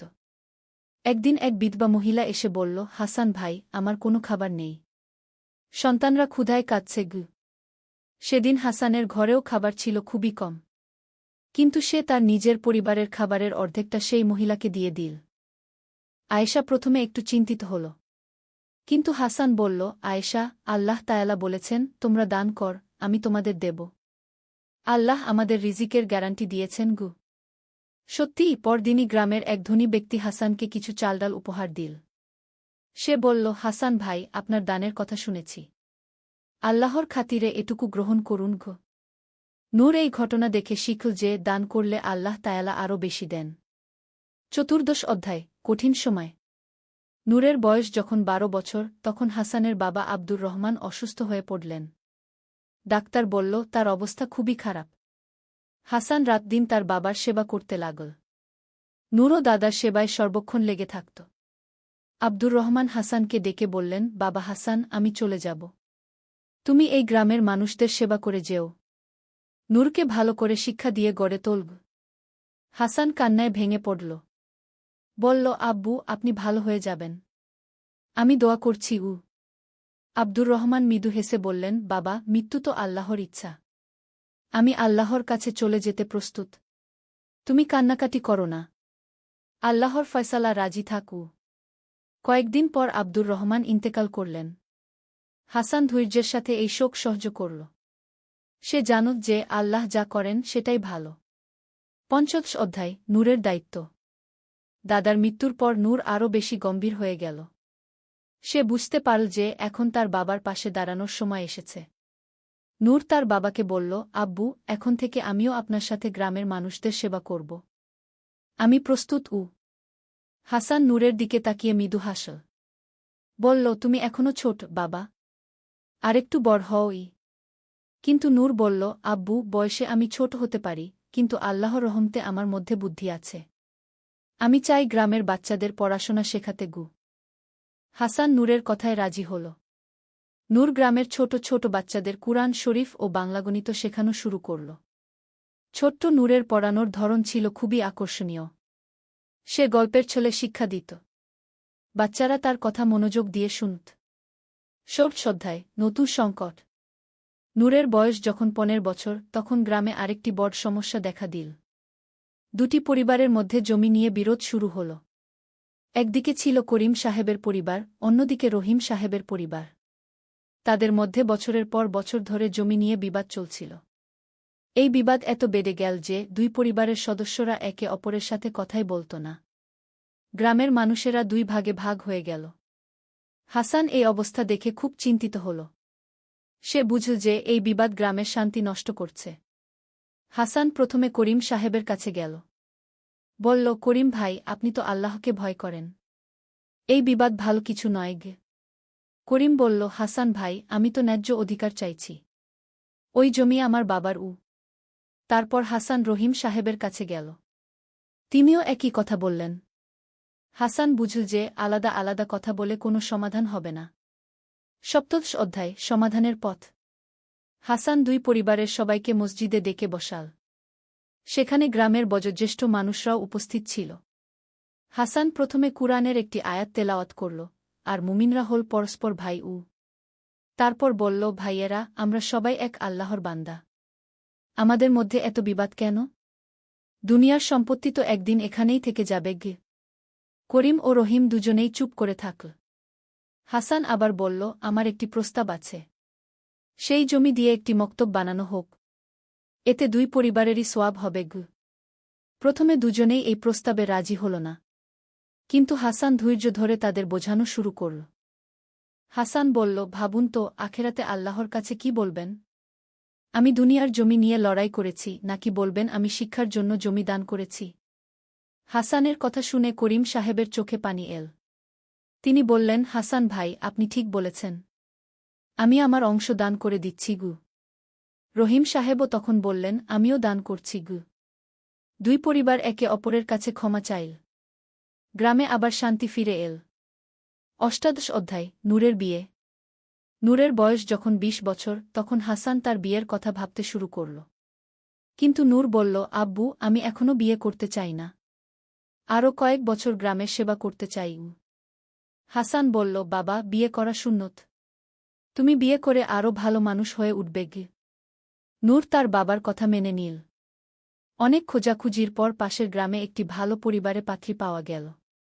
মেয়েটির নাম খাদিজা। খুব নেকবাক্ত মেয়ে। কুরআন হাদিস জানে, সেলাইকাটাইও জানে। নূরের বিয়ে হল খুব সাদাসিধে ভাবে। বিয়ের পর নূর ও খাদিজা দুজনে মিলে গ্রামের মেয়েদের শিক্ষার জন্য কাজ করতে শুরু করল। খাদিজা গ্রামের মেয়েদের কুরআন শিক্ষা দিত, আর নূর ছেলেদের। এভাবে গ্রামে শিক্ষার আলো ছড়িয়ে পড়ল। ২৯ অধ্যায়, হাসানের অসুস্থতা। নূরের বিয়ের কয়েক বছর পর হাসান অসুস্থ হয়ে পড়ল। বয়স হয়েছে, শরীর দুর্বল হয়ে গেছে। হাসান নূরকে ডেকে বলল, বাবা নূর, আমার সময় হয়তো শেষ হয়ে আসছে। তুমি এখন গ্রামের দায়িত্ব নাও। নূর কান্না করে বলল, আব্বু, আপনি ভালো হয়ে যাবেন। আমি দোয়া করব। হাসান বলল, বাবা, মৃত্যু তো সবার আসবে। তুমি কান্না কর না। আমি যা শিখিয়েছি তা অন্যদের শেখাও। গ্রামের মানুষদের সেবা করক।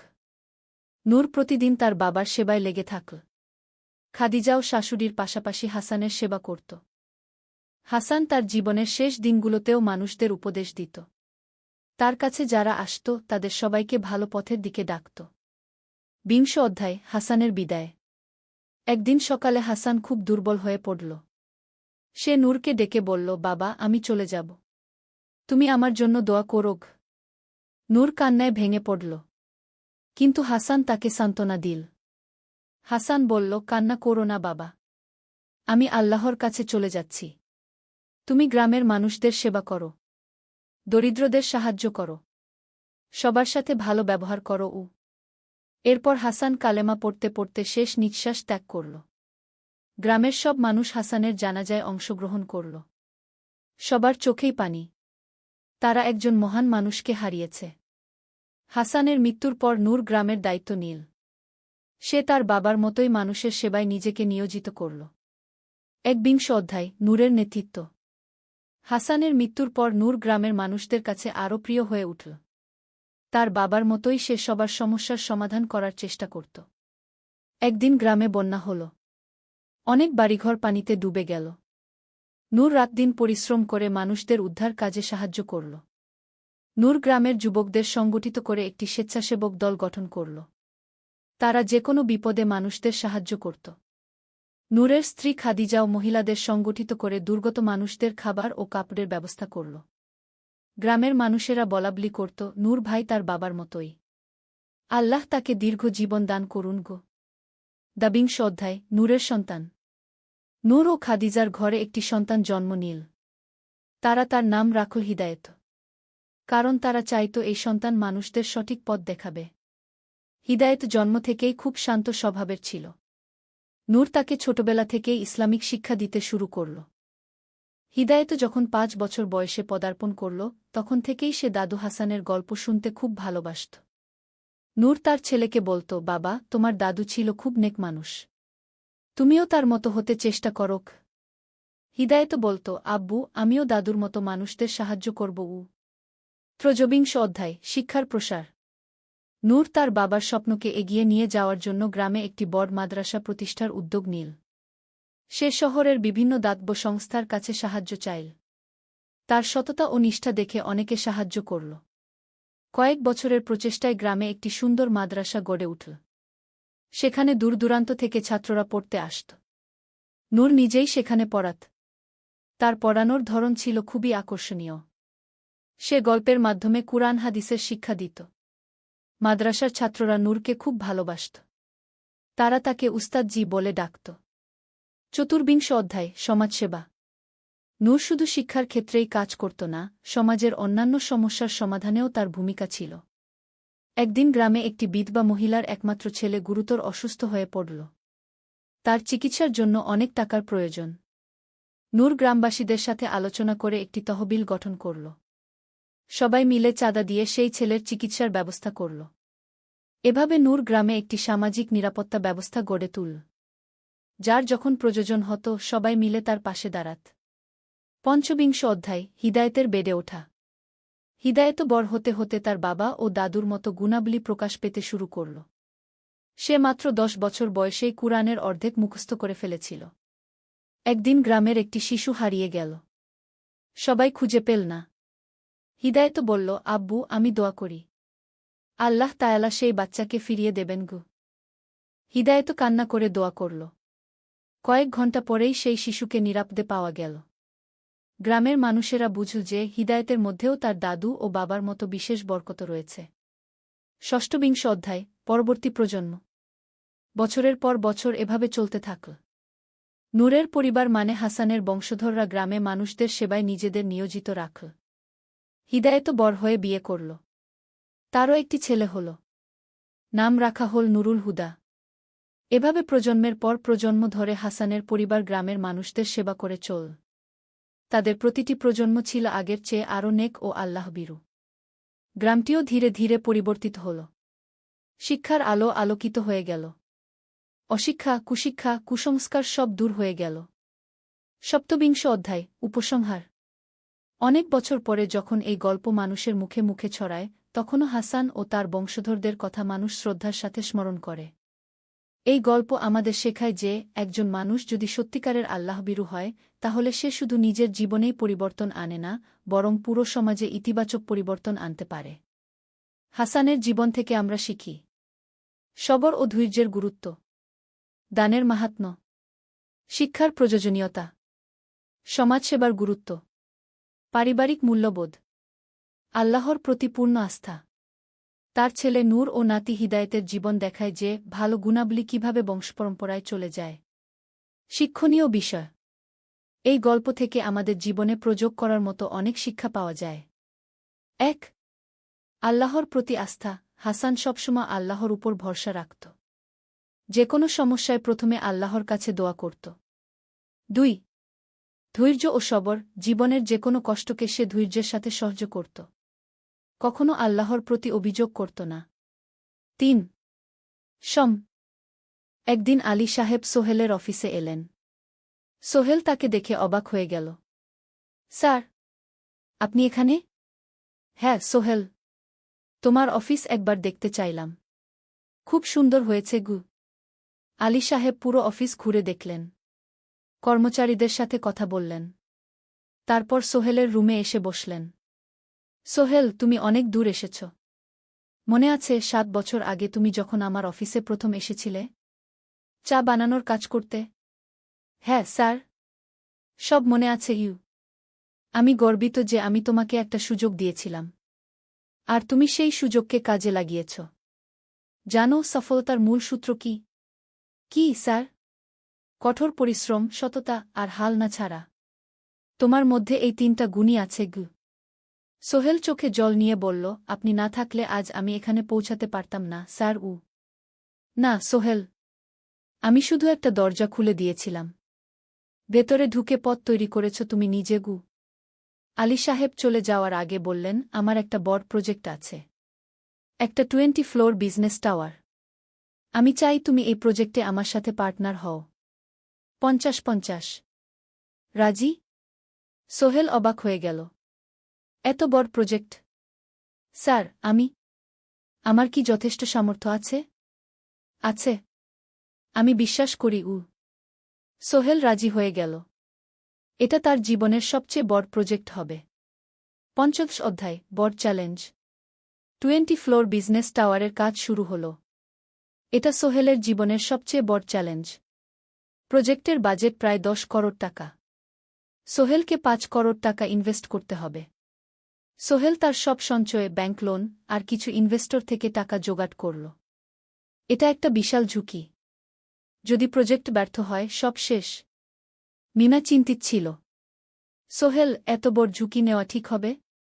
মিনা, জীবনে বড় কিছু করতে হলে ঝুঁকি নিতে হয়। আমি এই সুযোগ হাতছাড়া করতে চাই না গিয়ে। কিন্তু যদি কিছু ভুল হয়? ভুল হবে না। আমি আলী সাহেবের সাথে আছি। উনি আমাকে গাইড করবেন। প্রজেক্ট শুরু হল। প্রথম ৬ মাস সব ভালোই চলছিল। কাজ সময়মতো হচ্ছে, বাজেট ঠিক আছে। কিন্তু ৭ মাসের মাথায় একটা বড় সমস্যা দেখা দিল। একজন প্রধান ইনভেস্টর হঠাৎ তার টাকা ফেরত চাইলেন। তিনি অন্য একটা জরুরি কাজে টাকা লাগবে বলে জানালেন। ১ করোড় টাকা ফেরত দিতে হবে। সোহেল বিপদে পড়ে গেল। ১ করোড় টাকা এখন কোথায় পাবে? প্রজেক্টে সব টাকা ঢেলে দিয়েছে। সে আলী সাহেবের সাথে কথা বলল। আলী সাহেব বললেন, চিন্তা করো না, আমি ব্যবস্থা করছি। কিন্তু আলী সাহেবও বড় একটা প্রজেক্টে আটকে আছেন। তার হাতে লিকুইড ক্যাশ নেই। সোহেল অন্য ব্যাংক থেকে লোন নেওয়ার চেষ্টা করল। কিন্তু ব্যাংক বলল, ইতিমধ্যে তার অনেক লোন আছে, নতুন লোন দিতে পারবে না। সোহেল রাতে ঘুমাতে পারছিল না। খাওয়া দাওয়া বন্ধ করে দিয়েছিল। মিনা তাকে দেখে খুব চিন্তিত হয়ে গেল। সোহেল, প্লিজ নিজেকে এভাবে শেষ করে ফেলো না। কোনো একটা রাস্তা বের হবেই কি। কিন্তু সোহেল কোনো রাস্তা দেখতে পাচ্ছিল না। ইনভেস্টর ১৫ দিন সময় দিয়েছে। ১৫ দিনের মধ্যে টাকা ফেরত না দিলে তিনি আইনি ব্যবস্থা নেবেন। ১০ দিন কেটে গেল। সোহেল কোনো সমাধান খুঁজে পেল না। সে প্রায় হাল ছেড়ে দিয়েছিল। ১১ দিনের দিন একটা অপ্রত্যাশিত ঘটনা ঘটল। জাহিদ ভাই, সোহেলের পুরনো সহকর্মী, তার অফিসে এলেন। জাহিদ ভাই এখন একটা রিয়েল এস্টেট কোম্পানিতে সিনিয়র ম্যানেজার।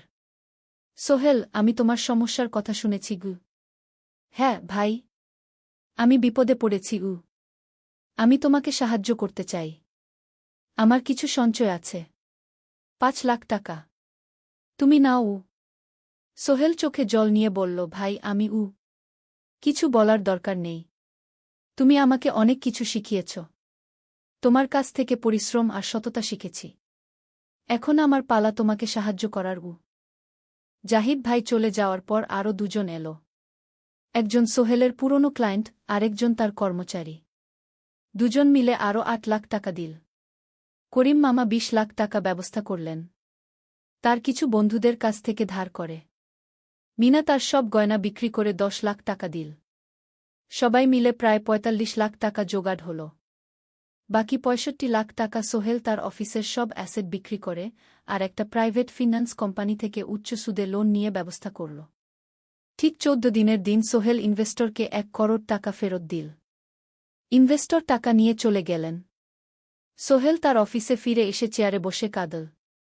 এত চাপ, এত টেনশন, সব যেন একসাথে বের হয়ে এল। মিনা এসে তাকে জড়িয়ে ধরল।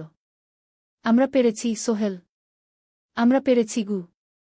ষোড়শ অধ্যায়, পুনরুদ্ধার। এই ঘটনার পর সোহেল আরও সাবধান হয়ে গেল। সে বুঝল ব্যবসায় শুধু সাহস নয়, বুদ্ধিও লাগে।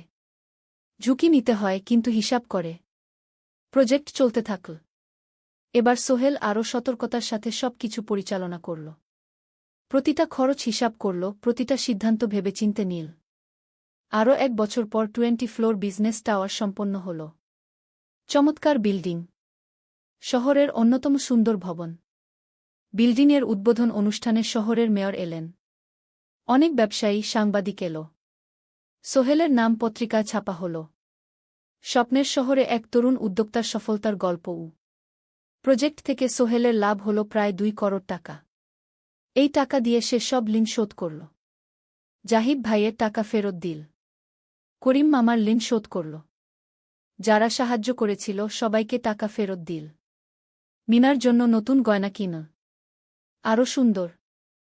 তার মাকে গ্রামে একটা নতুন পাকা বাড়ি বানিয়ে দিল।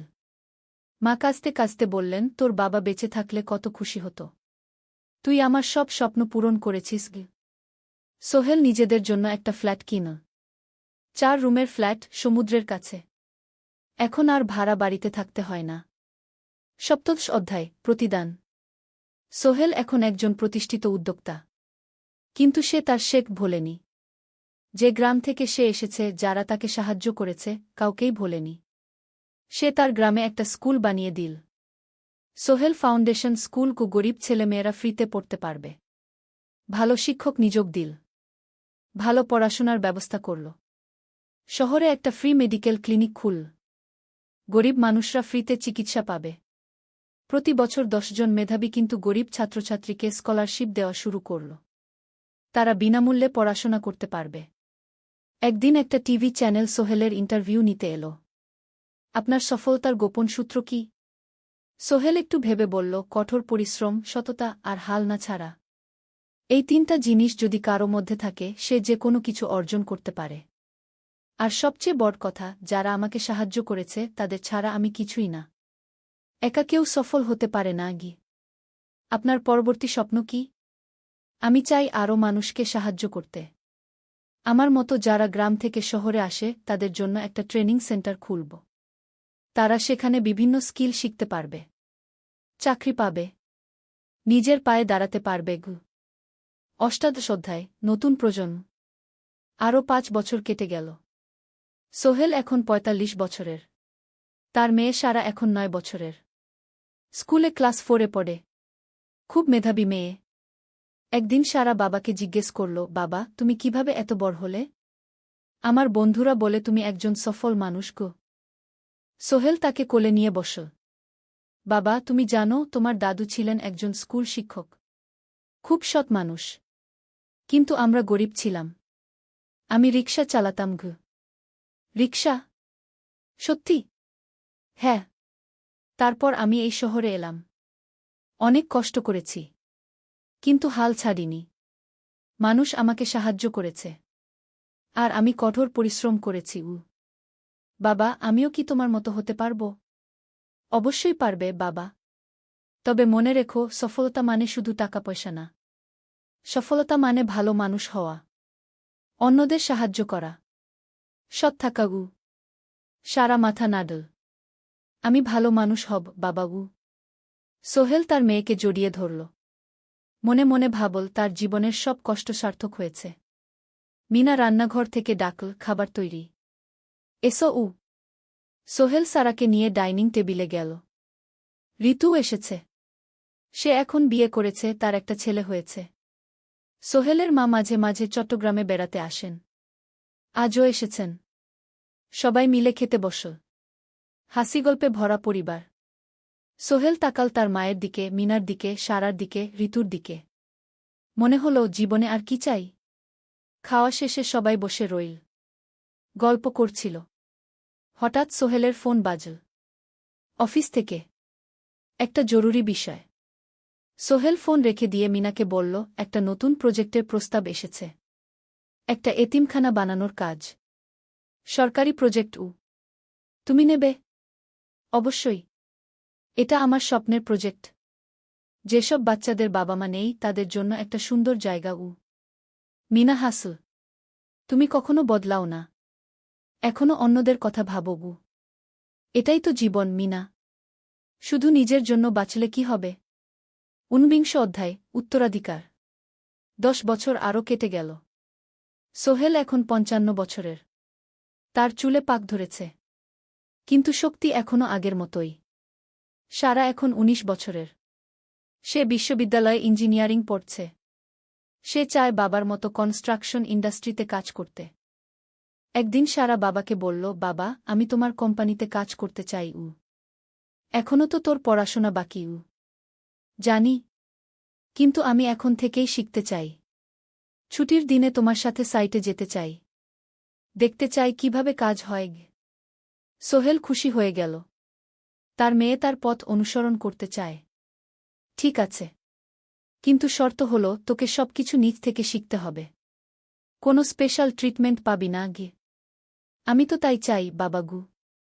সারা তার বাবার সাথে কাজ শিখতে শুরু করল। সে দেখল কিভাবে শ্রমিকরা কাজ করে, কিভাবে ম্যাটেরিয়াল বাছাই করতে হয়, কিভাবে একটা প্রজেক্ট ম্যানেজ করতে হয়। সোহেল তাকে কোনো সহজ পথ দিল না। সারাকেও সবার মতো কষ্ট করতে হল। সাইটে রোদে দাঁড়িয়ে থাকতে হল। শ্রমিকদের সাথে কথা বলতে হল।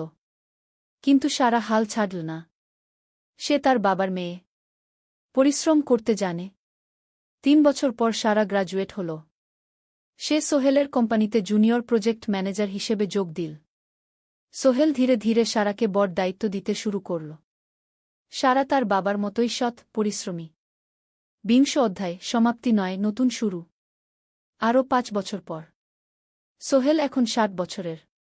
সে সিদ্ধান্ত নিল, এবার অবসর নেওয়ার সময় এসেছে। কোম্পানির দায়িত্ব সারাকে দেবে। একটা অনুষ্ঠান করা হল। সোহেল আনুষ্ঠানিকভাবে কোম্পানির চেয়ারম্যান পদ থেকে অবসর নিল। সারা হল নতুন ম্যানেজিং ডিরেক্টর। সোহেল তার বক্তব্যে বলল, আমি যখন এই শহরে এসেছিলাম আমার পকেটে ছিল মাত্র 5,000 টাকা। একটা ছোট্ট ব্যাগ। আর অনেক স্বপ্ন। আজ 40 বছর পর আমি পেছনে ফিরে তাকাই, দেখি একটা দীর্ঘ পথ। সেই পথে অনেক কষ্ট ছিল, অনেক বাধা ছিল। কিন্তু ছিল অনেক ভালোবাসাও। অনেক মানুষের সাহায্যও। আমি বিশ্বাস করি সফলতা একা আসে না। এটা আসে অনেক মানুষের সমর্থন, ভালোবাসা আর বিশ্বাস নিয়ে। আমি যা কিছু অর্জন করেছি তা আমার একার না। এটা আমার পরিবারের, আমার কর্মচারীদের, আমার বন্ধুদের, সবার। আজ আমি আমার মেয়ে সারার হাতে এই দায়িত্ব তুলে দিচ্ছি। আমি জানি সে আমার চেয়ে ভালো করবে। কারণ সে শিখেছে আমার ভুল থেকে, আমার অভিজ্ঞতা থেকে। অনুষ্ঠান শেষ হল। সবাই চলে গেল। সোহেল আর মিনা অফিসে একা দাঁড়িয়ে রইল। মিনা, মনে আছে আমরা প্রথম কখন দেখা হয়েছিলাম? হ্যাঁ। তোমার সেই ছোট্ট মুদি দোকানে। তুমি বিস্কুট কিনতে এসেছিলে। কে ভেবেছিল সেই দিন থেকে আমাদের এই পর্যস্বপ্নের শহর। প্রথম অধ্যায়, যাত্রা শুরু। সকাল 7টা বেজে গেছে। ঢাকার কমলাপুর রেলস্টেশনে মানুষের ভিড়। চারদিকে চা বিস্কুট বিক্রেতাদের চিৎকার, ট্রেনের হর্ন আর যাত্রীদের কোলাহল। এই বিশাল ভিড়ের মধ্যে একটা ছোট্ট ব্যাগ হাতে দাঁড়িয়ে আছে সোহেল। বয়স মাত্র 22। গায়ের রং শ্যামলা, চোখে স্বপ্নের ঝিলিক। ভাইজা, চট্টগ্রামের টিকিট আছে? সোহেল টিকিট কাউন্টারের সামনে দাঁড়িয়ে জিজ্ঞেস করল। আছে। 3 টাকা। কাউন্টারের লোকটা উত্তর দিল। সোহেল তার পকেট থেকে টাকা বের করল। মোট 5,000 টাকা। এই টাকা সে জমিয়েছে গত 3 বছরে রিকশা চালিয়ে। তার স্বপ্ন ছিল চট্টগ্রাম গিয়ে একটা ভালো চাকরি পাওয়া। গ্রামে আর থাকতে চায় না সে। বাবা মারা গেছেন 10 বছর আগে। মা আর ছোট বোন ঋতুকে নিয়ে সংসার চালাচ্ছিল রিকশা চালিয়ে। কিন্তু এভাবে তো আর সারা জীবন চলবে না। টিকিট কেটে সোহেল প্ল্যাটফর্মে এলো। ট্রেন ছাড়বে আর মাত্র 15 মিনিট পরে। সে একটা বেঞ্চে বসে পড়ল। ব্যাগটা বুকের কাছে চেপে ধরল। এই ব্যাগে আছে তার সব সম্পদ, কিছু কাপড়, একটা ছোট্ট ফটো ফ্রেমে বাবা মায়ের ছবি, আর কিছু টাকা। কোথায় যাচ্ছেন? পাশে বসা একজন বয়স্ক মানুষ জিজ্ঞেস করলেন। চট্টগ্রাম, কাকা। চাকরি খুঁজতে যাচ্ছি, কে সোহেল বিনয়ের সাথে উত্তর দিল। ভালো। তবে শহরে সাবধানে থাকবেন। শহর মানে অনেক সুযোগ, কিন্তু অনেক ফাঁদও আছে, বয়স্ক লোকটা বললেন। সোহেল মাথা নাড়ল। সে জানে শহরের জীবন সহজ না। কিন্তু তার কোনো বিকল্প নেই। গ্রামে রিকশা চালিয়ে মাসে ৩,৫০০ টাকা আয় হতো। তার মধ্যে সংসার চালাতে হতো, বোনের স্কুলের খরচ দিতে হতো, মায়ের ওষুধের খরচ দিতে হতো। কিছুই বাঁচত না। আর এই জীবন থেকে বেরোনোর একটাই পথ, শহরে গিয়ে ভালো কাজ খুঁজে নেওয়া। সোহেল মনে মনে ভাবল তার বাবার কথা। বাবা ছিলেন একজন স্কুল শিক্ষক। খুব সৎ মানুষ ছিলেন। সবসময় বলতেন, সোহেল, তুই লেখাপড়া শিখে বড় মানুষ হবি। আমাদের পরিবারে আর কেউ বড় চাকরি করেনি। তুই করবি। কিন্তু বাবা যখন মারা গেলেন তখন সোহেল মাত্র এসএসসি পরীক্ষা দিয়েছে। ফলাফল ভালো হয়েছিল, জিপিএ অর্ধচতু। কিন্তু বাবার মৃত্যুর পর আর পড়া হল না। পরিবারের দায়িত্ব নিতে হল। ট্রেন ছাড়ল। সোহেল জানালার পাশে বসে বাইরে তাকাল। ধানক্ষেত, নদী, ছোট ছোট গ্রাম, সব পেছনে ফেলে ট্রেন এগিয়ে চল। সোহেলের মনে হল সে যেন তার পুরনো জীবনটাকেও পেছনে ফেলে আসছে। ট্রেনে একজন হকার এসে চা বিক্রি করছিল। সোহেল একটা চা কিনল। 10 টাকা। চা খেতে খেতে সে ভাবছিল, চট্টগ্রাম পৌঁছে কি হবে? করিম মামা তাকে সাহায্য করবেন তো? চাকরি পাওয়া যাবে তো? করিম মামা আসলে সোহেলের খুব দূর সম্পর্কের মামা। সোহেলের দাদির বোনের ছেলে।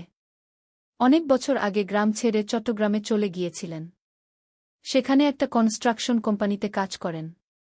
বছরে একবার দুবার গ্রামে আসতেন। গত বছর যখন এসেছিলেন তখন সোহেলের মাকে বলেছিলেন সোহেলকে চট্টগ্রাম পাঠান।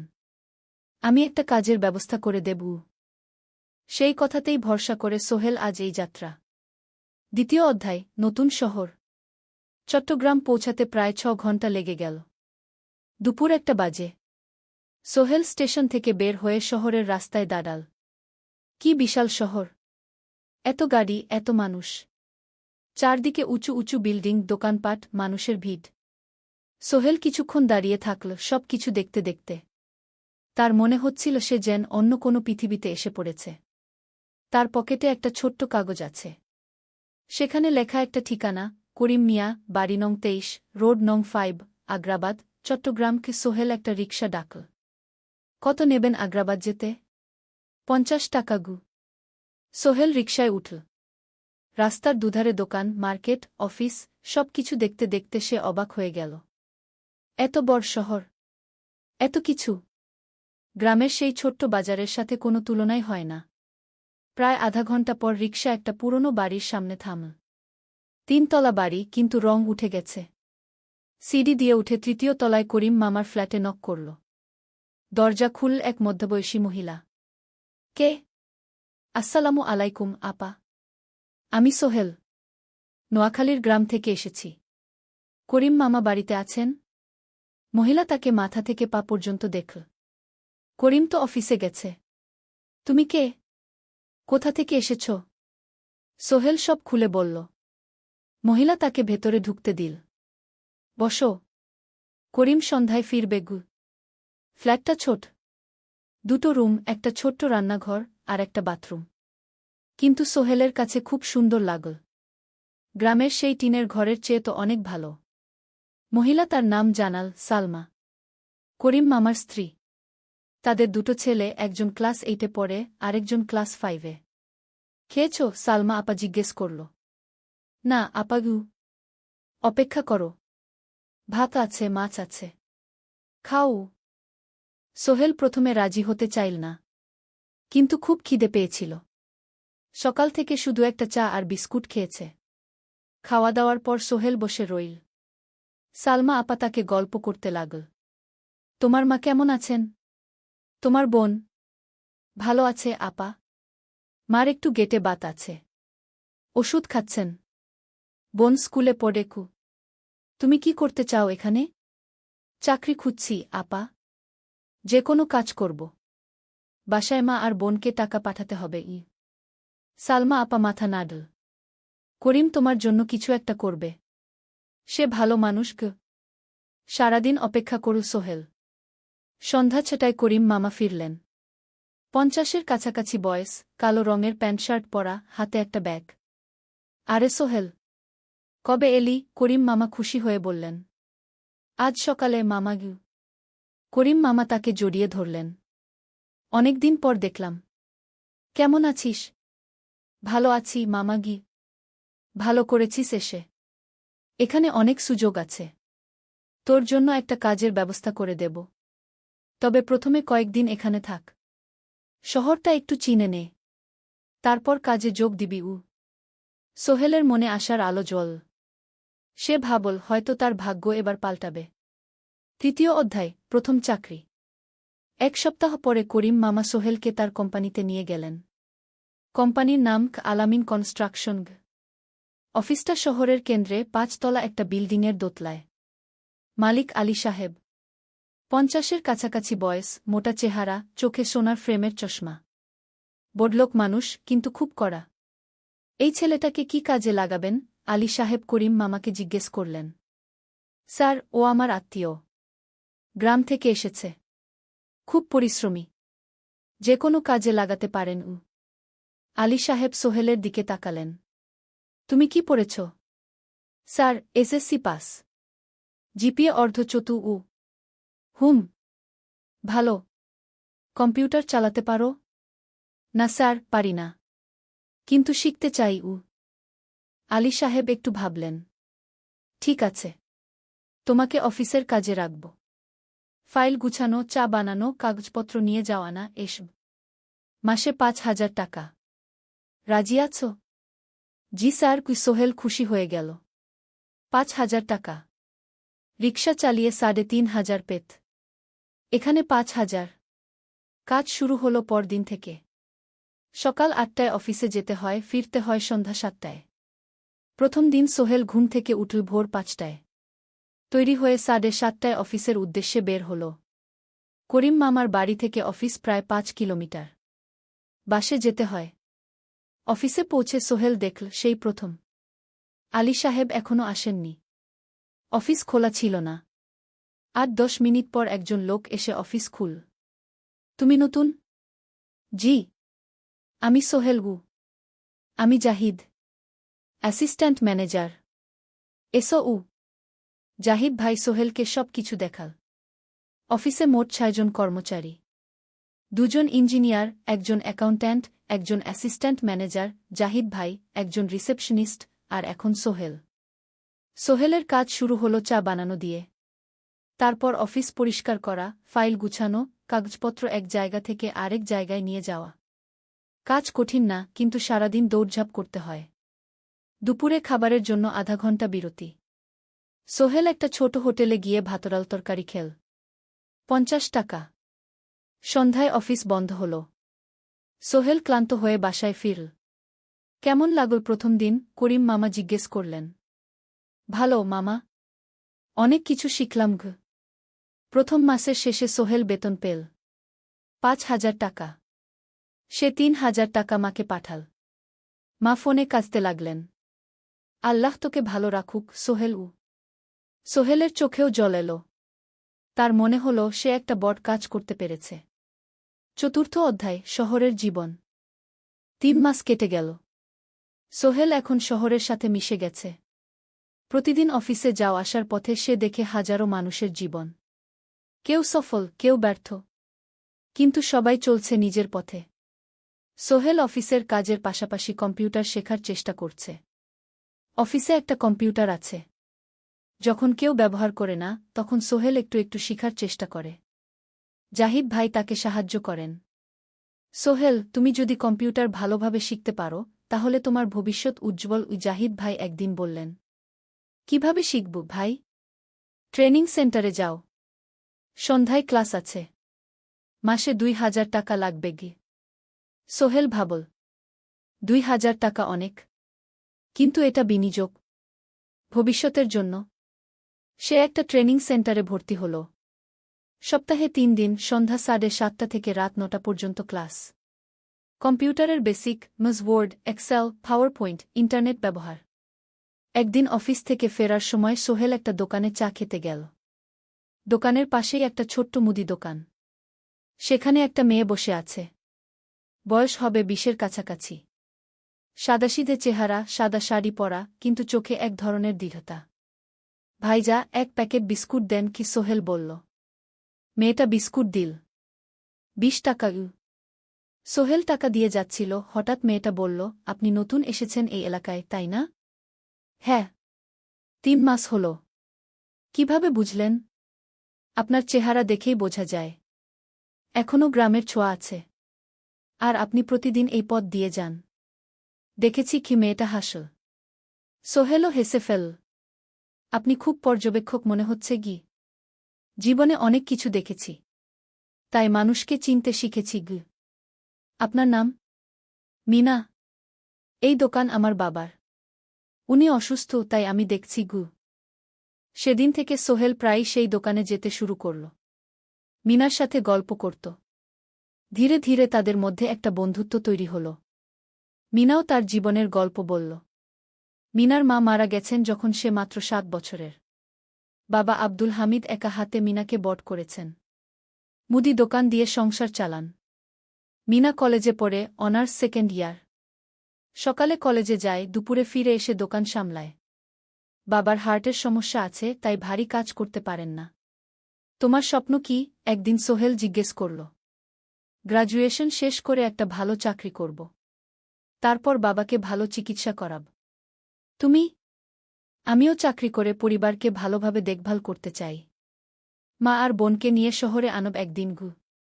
দুজনেই নিজেদের স্বপ্নের কথা বলতে গিয়ে বুঝল তাদের স্বপ্ন অনেকটা একই রকম। ৫ম অধ্যায়, বিপদ। ৬ মাস কেটে গেল। সোহেল এখন আলী সাহেবের খুব প্রিয় কর্মচারী। সে শুধু চা বিস্কুট দেওয়ার কাজই করে না, এখন কম্পিউটারেও কিছু কাজ শিখেছে। ছোটখাটো টাইপিং, ডেটা এন্ট্রি এসব করতে পারে। আলী সাহেব খুশি হয়ে তার বেতন বাড়িয়ে ৮,০০০ টাকা করে দিয়েছেন। একদিন রাতে সোহেল অফিস থেকে ফিরছিল। সেদিন একটু দেরি হয়ে গেছে। রাত প্রায় ৯টা। সাধারণত সোহেল সন্ধ্যা ৭:৩০টায় ফিরে। কিন্তু সেদিন অফিসে একটা জরুরি কাজ ছিল। বাস থেকে নেমে সোহেল বাড়ির দিকে হাঁটছিল। হঠাৎ একটা অন্ধকার গলিতে ৩ জন লোক তাকে ঘিরে ধরল। তাদের চেহারা দেখেই বোঝা যাচ্ছিল ভালো উদ্দেশ্য নিয়ে আসেনি। টাকা দে তাড়াতাড়ি, একজন বলল। তার হাতে একটা ছুরি। সোহেল ভয় পেয়ে গেল। ভাই, আমার কাছে খুব কম টাকা আছে গি। যা আছে দে। তাড়াতাড়ি করো। সোহেল কাঁপতে কাঁপতে তার পকেট থেকে ৫ টাকা বের করে দিল। এই টাকা দিয়ে সে বাজার করবে ভেবেছিল। কিন্তু ছিনতাইকারীরা সন্তুষ্ট হল না। শুধু ৫ টাকা? তোর ব্যাগে কি আছে? তারা সোহেলের ব্যাগ কেড়ে নিল। ব্যাগে ছিল তার মোবাইল, কম্পিউটার ট্রেনিং সেন্টারের সার্টিফিকেট আর কিছু গুরুত্বপূর্ণ কাগজপত্র। না ভাই, ব্যাগটা ফেরত দেন। ওতে আমার জরুরি জিনিস আছে। মোবাইল নিয়ে নেন, কিন্তু ব্যাগটা দেন গু। কিন্তু ওরা শুনল না। একজন সোহেলকে জোরে ধাক্কা দিল। সোহেল পড়ে গেল। মাথা রাস্তার কংক্রিটে ধাক্কা লেগে গেল।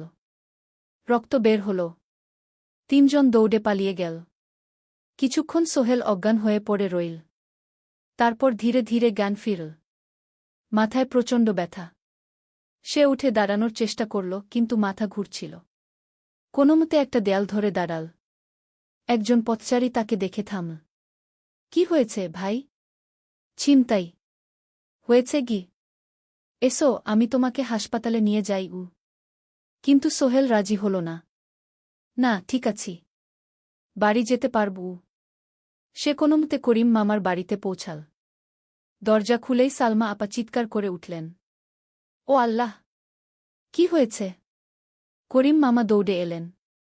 সোহেলকে ভেতরে নিয়ে গেলেন। তার মাথায় জল ঢেলে রক্ত পরিষ্কার করলেন। ক্ষতটা বেশ গভীর। হাসপাতালে যেতে হবে কি করিম মামা বললেন। তারা একটা অটোরিকশা নিয়ে নিকটস্থ হাসপাতালে গেলেন। ডাক্তার সোহেলের মাথায় 3টা সেলাই দিলেন। বলল 1 সপ্তাহ বিশ্রাম নিতে হবে। কোনো ভারী কাজ করা যাবে না। হাসপাতাল থেকে ফিরে সোহেল শুয়ে রইল। তার মনে হচ্ছিল সবকিছু শেষ হয়ে গেছে। মোবাইল চলে গেছে, গুরুত্বপূর্ণ কাগজপত্র চলে গেছে। এখন 1 সপ্তাহ অফিস করতে পারবে না। পরদিন সকালে করিম মামা আলী সাহেবকে ফোন করে সব জানালেন। আলী সাহেব বললেন, ঠিক আছে, সোহেল ভালো হয়ে এলে আসবে, চিন্তার কিছু নেই গি। মিনা যখন এই খবর শুনল, সে সন্ধ্যায় সোহেলকে দেখতে এলো করিম মামার বাড়িতে।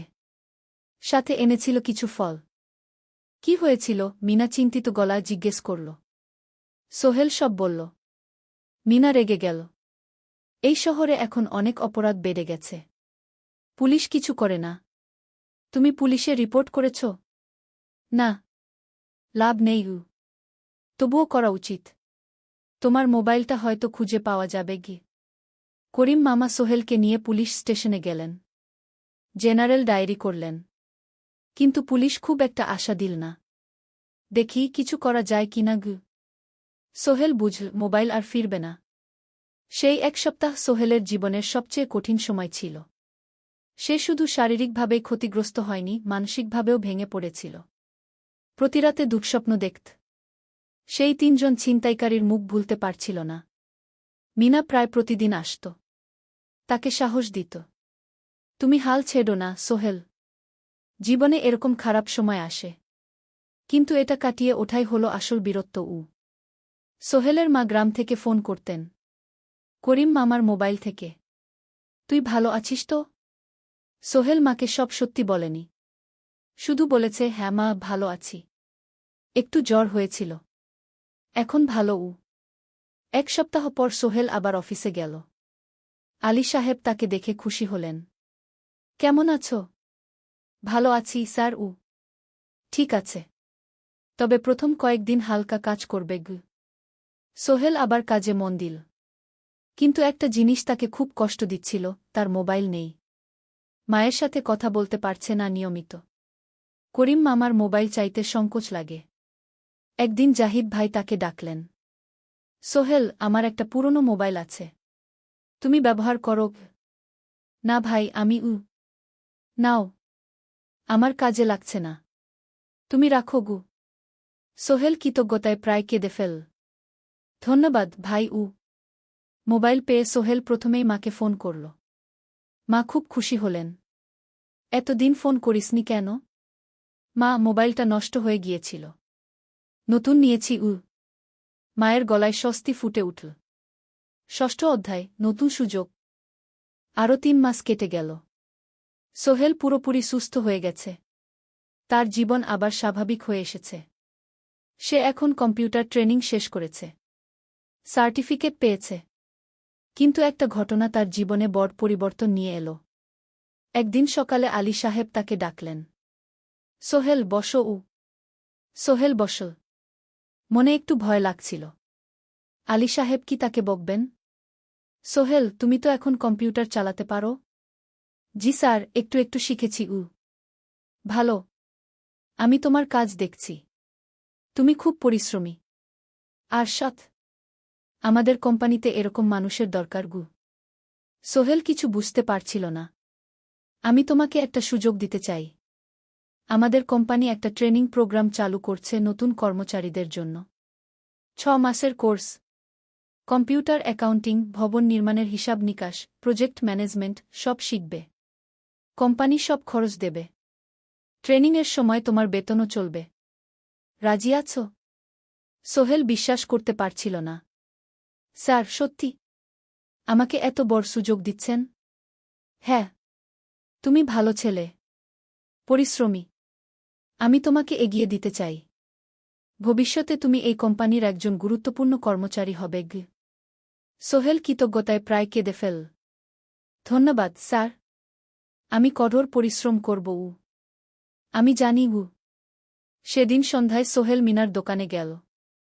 মিনাকে খবরটা দিল। মিনা খুব খুশি হল। তার চোখে জল এসে গেল। তুমি পারবে সোহেল। আমি জানি গু। সোহেল তার মা আর বোনকেও ফোন করে খবরটা দিল। মা কাঁদতে লাগলেন। তোর বাবা বেঁচে থাকলে কত খুশি হতো। ট্রেনিং শুরু হলো পরের মাস থেকে। প্রতিদিন সকালে 3 ঘন্টা ক্লাস, তারপর বাকি সময় অফিসের কাজ। ক্লাসে 5 জন নতুন কর্মচারী। সবাই তরুণ, উৎসাহী। শিক্ষক ছিলেন একজন অভিজ্ঞ ইঞ্জিনিয়ার। নাম রহিম স্যার। তিনি খুব ভালোভাবে সব কিছু বুঝাতেন। কম্পিউটার অ্যাকাউন্টিং, এক্সেলে জটিল ক্যালকুলেশন, প্রজেক্টের বাজেট তৈরি, সময় ব্যবস্থাপনা, সব। সোহেল পুরো মনোযোগ দিয়ে শিখতে লাগল। সন্ধ্যায় বাড়ি ফিরে প্র্যাকটিস করত। করিম মামার ছেলের কাছ থেকে একটা ল্যাপটপ ধার নিত কখনো কখনো। 6 মাস পরে ট্রেনিং শেষ হল। সবাই সার্টিফিকেট পেল। আলী সাহেব একটা অনুষ্ঠান করলেন। সোহেল সেরা পারফর্মার হিসেবে একটা বিশেষ পুরস্কার পেল, 5,000 টাকা বোনাস। আলী সাহেব ঘোষণা করলেন, সোহেল, আজ থেকে তুমি আমাদের জুনিয়র অ্যাকাউন্ট অ্যাসিস্ট্যান্ট। তোমার বেতন 15,000 টাকা গু। সোহেল অবাক হয়ে গেল। 8,000 থেকে 15,000, প্রায় দ্বিগুণ। সেদিন রাতে সোহেল ঘুমাতেই পারল না। খুশিতে, উত্তেজনায় তার চোখে ঘুম নেই। সে ভাবল তার জীবন কিভাবে বদলে যাচ্ছে। 2 বছর আগে যে রিকশা চালাত, আজ সে একটা নামকরা কোম্পানির অ্যাকাউন্ট অ্যাসিস্ট্যান্ট। 7ম অধ্যায়, প্রেম ও প্রস্তাব। 1.5 বছর হয়ে গেল সোহেলের চট্টগ্রাম আসার। সে এখন একজন সফল যুবক। তার মা গ্রামে খুব খুশি। প্রতি মাসে সোহেল 10,000 টাকা পাঠায়। ছোট বোন ঋতু এখন কলেজে ভর্তি হয়েছে সোহেলের পাঠানো টাকায়। মায়ের চিকিৎসাও ভালোভাবে হচ্ছে। মিনার সাথে সোহেলের সম্পর্ক এখন আর শুধু বন্ধুত্ব নয়। দুজন দুজনকে ভালোবাসে। কিন্তু কেউ কাউকে সরাসরি বলার সাহস পায়নি। প্রতিদিন দেখা হয়, গল্প হয়, কিন্তু সেই একটা কথা বলা হয়ে ওঠে না। একদিন শুক্রবার ছুটির দিন। সোহেল মিনাকে বলল, আজ কি একটু ঘুরতে যাবে? কোথায়? পতেঙ্গা বিচ। তুমি কি কখনো গেছ? না। কিন্তু আমার দোকান গু। শুক্রবার। তোমার বাবা সামলাবে গু। মিনা রাজি হয়ে গেল। দুপুরে দুজনে বাস নিয়ে পতেঙ্গা গেল। সমুদ্র দেখে মিনা অবাক হয়ে গেল। কি সুন্দর। দুজনে বালিতে বসল। ঢেউয়ের শব্দ শুনতে শুনতে গল্প করছিল।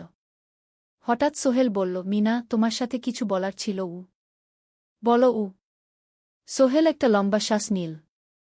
তুমি জানো, আমি তোমাকে ভালোবাসি। মিনা হাসল। তার চোখ ভিজে গেল। জানি। আমিও তোমাকে ভালোবাসি, সোহেল গু। সোহেল অবাক হয়ে গেল। সত্যি? হ্যাঁ। অনেকদিন ধরেই জানি। তুমি আমার জীবনে এসে সব কিছু বদলে দিয়েছ। তোমার সাথে থাকলে আমার মনে হয় আমি যে কোনো কিছু করতে পারব গু। দুজনে কিছুক্ষণ চুপ করে বসে রইল। সমুদ্রের ঢেউ এসে পায়ে লাগছিল। সূর্য পশ্চিমে ঢলে পড়ছে। আকাশ লালকুমলা হয়ে গেছে। কিন্তু আমার বাবার সাথে কথা বলতে হবে কি? মিনা বলল। আমি তৈরি। যখন বলবে তখন বলবো। পরের সপ্তাহে সোহেল মিনার বাবার সাথে কথা বলল। আব্দুল হামিদ সাহেব প্রথমে একটু দ্বিধা করলেন। তুমি কোনো পরিবারের ছেলে? তোমার বাবা কি করতেন? সোহেল সব সত্যি বলল। তার বাবা ছিলেন স্কুল শিক্ষক। মারা গেছেন 10 বছর আগে। মা গ্রামে থাকেন। ছোট বোন কলেজে পড়ে। তুমি নিজে কি করো? আমি আলামিন কনস্ট্রাকশন কোম্পানিতে জুনিয়র অ্যাকাউন্ট অ্যাসিস্ট্যান্ট। মাসে 15,000 টাকা বেতন। আব্দুল হামিদ সাহেব ভাবলেন। তারপর বললেন, দেখো, মিনা আমার একমাত্র সন্তান। তার মা নেই। আমি একা তাকে বড় করেছি। আমি চাই মিনা একজন ভালো ছেলের সাথে বিয়ে হোক। তুমি দেখতে ভালো ছেলে মনে হচ্ছে। কিন্তু আমাকে তোমার মায়ের সাথে দেখা করতে হবে। তোমার পরিবারকে জানতে হবে। জি আঙ্কেল। আমি ব্যবস্থা করছি। সোহেল খুশিতে আটখানা। সে সেদিন রাতেই তার মাকে ফোন করল। মাকে সব বলল। মা প্রথমে অবাক হলেন। তারপর খুশি হলেন। মিনা মেয়েটা কেমন? খুব ভালো, মা। তুমি দেখলে পছন্দ করবে। ঠিক আছে। আমি আর ঋতু আসছি চট্টগ্রাম। 2 সপ্তাহ পর সোহেলের মা আর বোন চট্টগ্রাম এলো। সোহেল তাদের নিয়ে মিনার বাড়িতে গেল। 2 পরিবার একসাথে বসল। মিনার বাবা সোহেলের মাকে দেখে খুশি হলেন। সোহেলের মা সহজ সরল ভদ্রমহিলা। আপনার ছেলে খুব ভালো। মিনা তাকে পছন্দ করে। আমিও রাজি গো, আব্দুল হামিদ সাহেব বললেন। আমার সোহেল সৎ ছেলে। মিনাকে খুব ভালোবাসে। আমি জানি ও মিনাকে সুখে রাখবে কি, সোহেলের মা বললেন। বিয়ের তারিখ ঠিক হল 3 মাস পর। এই 3 মাসে সোহেল যথেষ্ট টাকা জমাবে। বিয়ে হবে সাদামাটা কিন্তু সুন্দর। 8ম অধ্যায়, নতুন পথ। 3 মাস কেটে গেল দ্রুত। সোহেল প্রতিদিন কঠোর পরিশ্রম করছিল। অফিসে তার কাজের প্রশংসা হচ্ছে। আলী সাহেব তাকে এখন ছোটখাটো প্রজেক্টের হিসাব দেখতে দিচ্ছেন।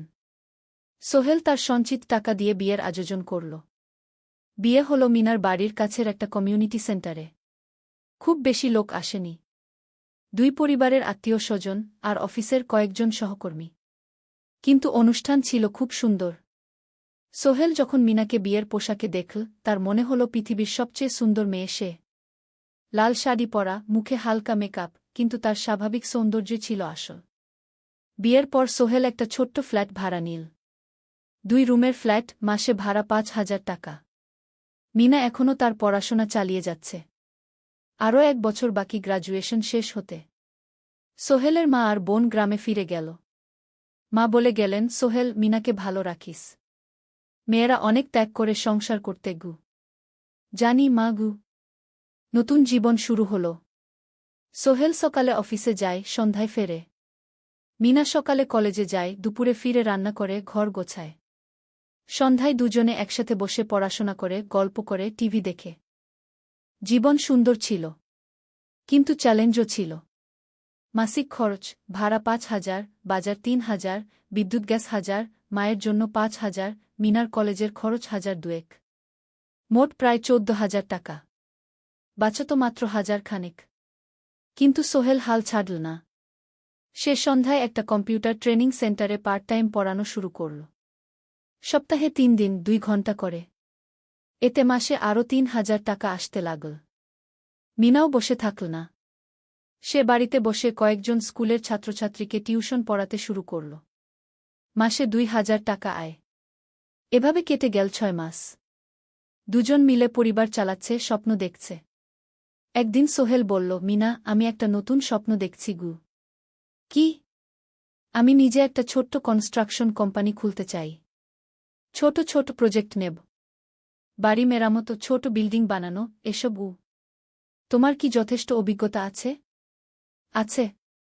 আমি 2 বছর ধরে এই কাজের সাথে জড়িত। অনেক কিছু শিখেছি। আর আলী সাহেবও আমাকে সাহায্য করবেন গু। কিন্তু টাকা কোথায়? কোম্পানি খুলতে তো অনেক টাকা লাগবে গি। আমি জমাচ্ছি। আরও 1 বছর কাজ করব। তারপর চেষ্টা করব। মিনা তাকে সমর্থন দিল। তুমি পারবে। তোমার মধ্যে সেই শক্তি আছে গি। 9ম অধ্যায়, চ্যালেঞ্জের সময়। কিন্তু ভাগ্য সবসময় অনুকূলে থাকে না। সোহেল যখন স্বপ্ন দেখছিল নিজের কোম্পানি খোলার, তখনই একটা বড় সমস্যা এল। আলী সাহেবের কোম্পানি একটা বড় প্রজেক্ট পেয়েছিল। একটা 10তলা বিল্ডিং বানানোর কাজ। কিন্তু প্রজেক্টের প্রধান ইনভেস্টর হঠাৎ পালিয়ে গেল। তিনি কোম্পানির কাছ থেকে প্রায় 50 লাখ টাকা নিয়ে গেছেন, কিন্তু কাজ শেষ হয়নি। কোম্পানি বড় ক্ষতির মুখে পড়ল। আলী সাহেব অনেক কর্মচারীকে ছাঁটাই করতে বাধ্য হলেন। প্রায় 10 জনকে চাকরি থেকে বাদ দিলেন। বাকিদের বেতন কমাতে হল। সোহেলকে আলী সাহেব ডেকে বললেন, সোহেল, আমি তোমাকে রাখতে চাই। তুমি বিশ্বস্ত কর্মচারী। কিন্তু তোমার বেতন কমাতে হবে। 15,000 থেকে 10,000। সোহেল মনে মনে চিন্তায় পড়ে গেল। 10,000 টাকায় সংসার চলবে কিভাবে? মায়ের খরচ, ভাড়া, বাজার সব মিলিয়ে তো 14,000 টাকা লাগে। কিন্তু সে কিছু বলল না। ঠিক আছে স্যার। বাড়ি ফিরে সোহেল মিনাকে সব বলল। মিনা চিন্তিত হয়ে গেল। এখন কি হবে? চিন্তা করো না। আমি পার্ট টাইম টিউশনির সময় বাড়াব।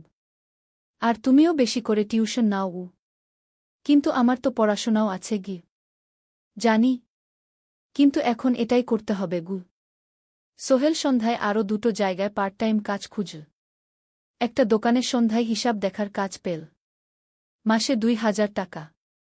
আরেকটা জায়গায় সপ্তাহান্তে কম্পিউটার রিপেয়ারের কাজ পেল। মাসে ১,৫০০ টাকা। মিনাও ৩ জন নতুন স্টুডেন্ট নীল টিউশনে। তার আয় বাড়ল ২,০০০ থেকে ৩,৫০০-এ। কঠিন সময় ছিল। সোহেল সকাল ৮টায় অফিসে যেত, সন্ধ্যা ৬টায় ফিরত।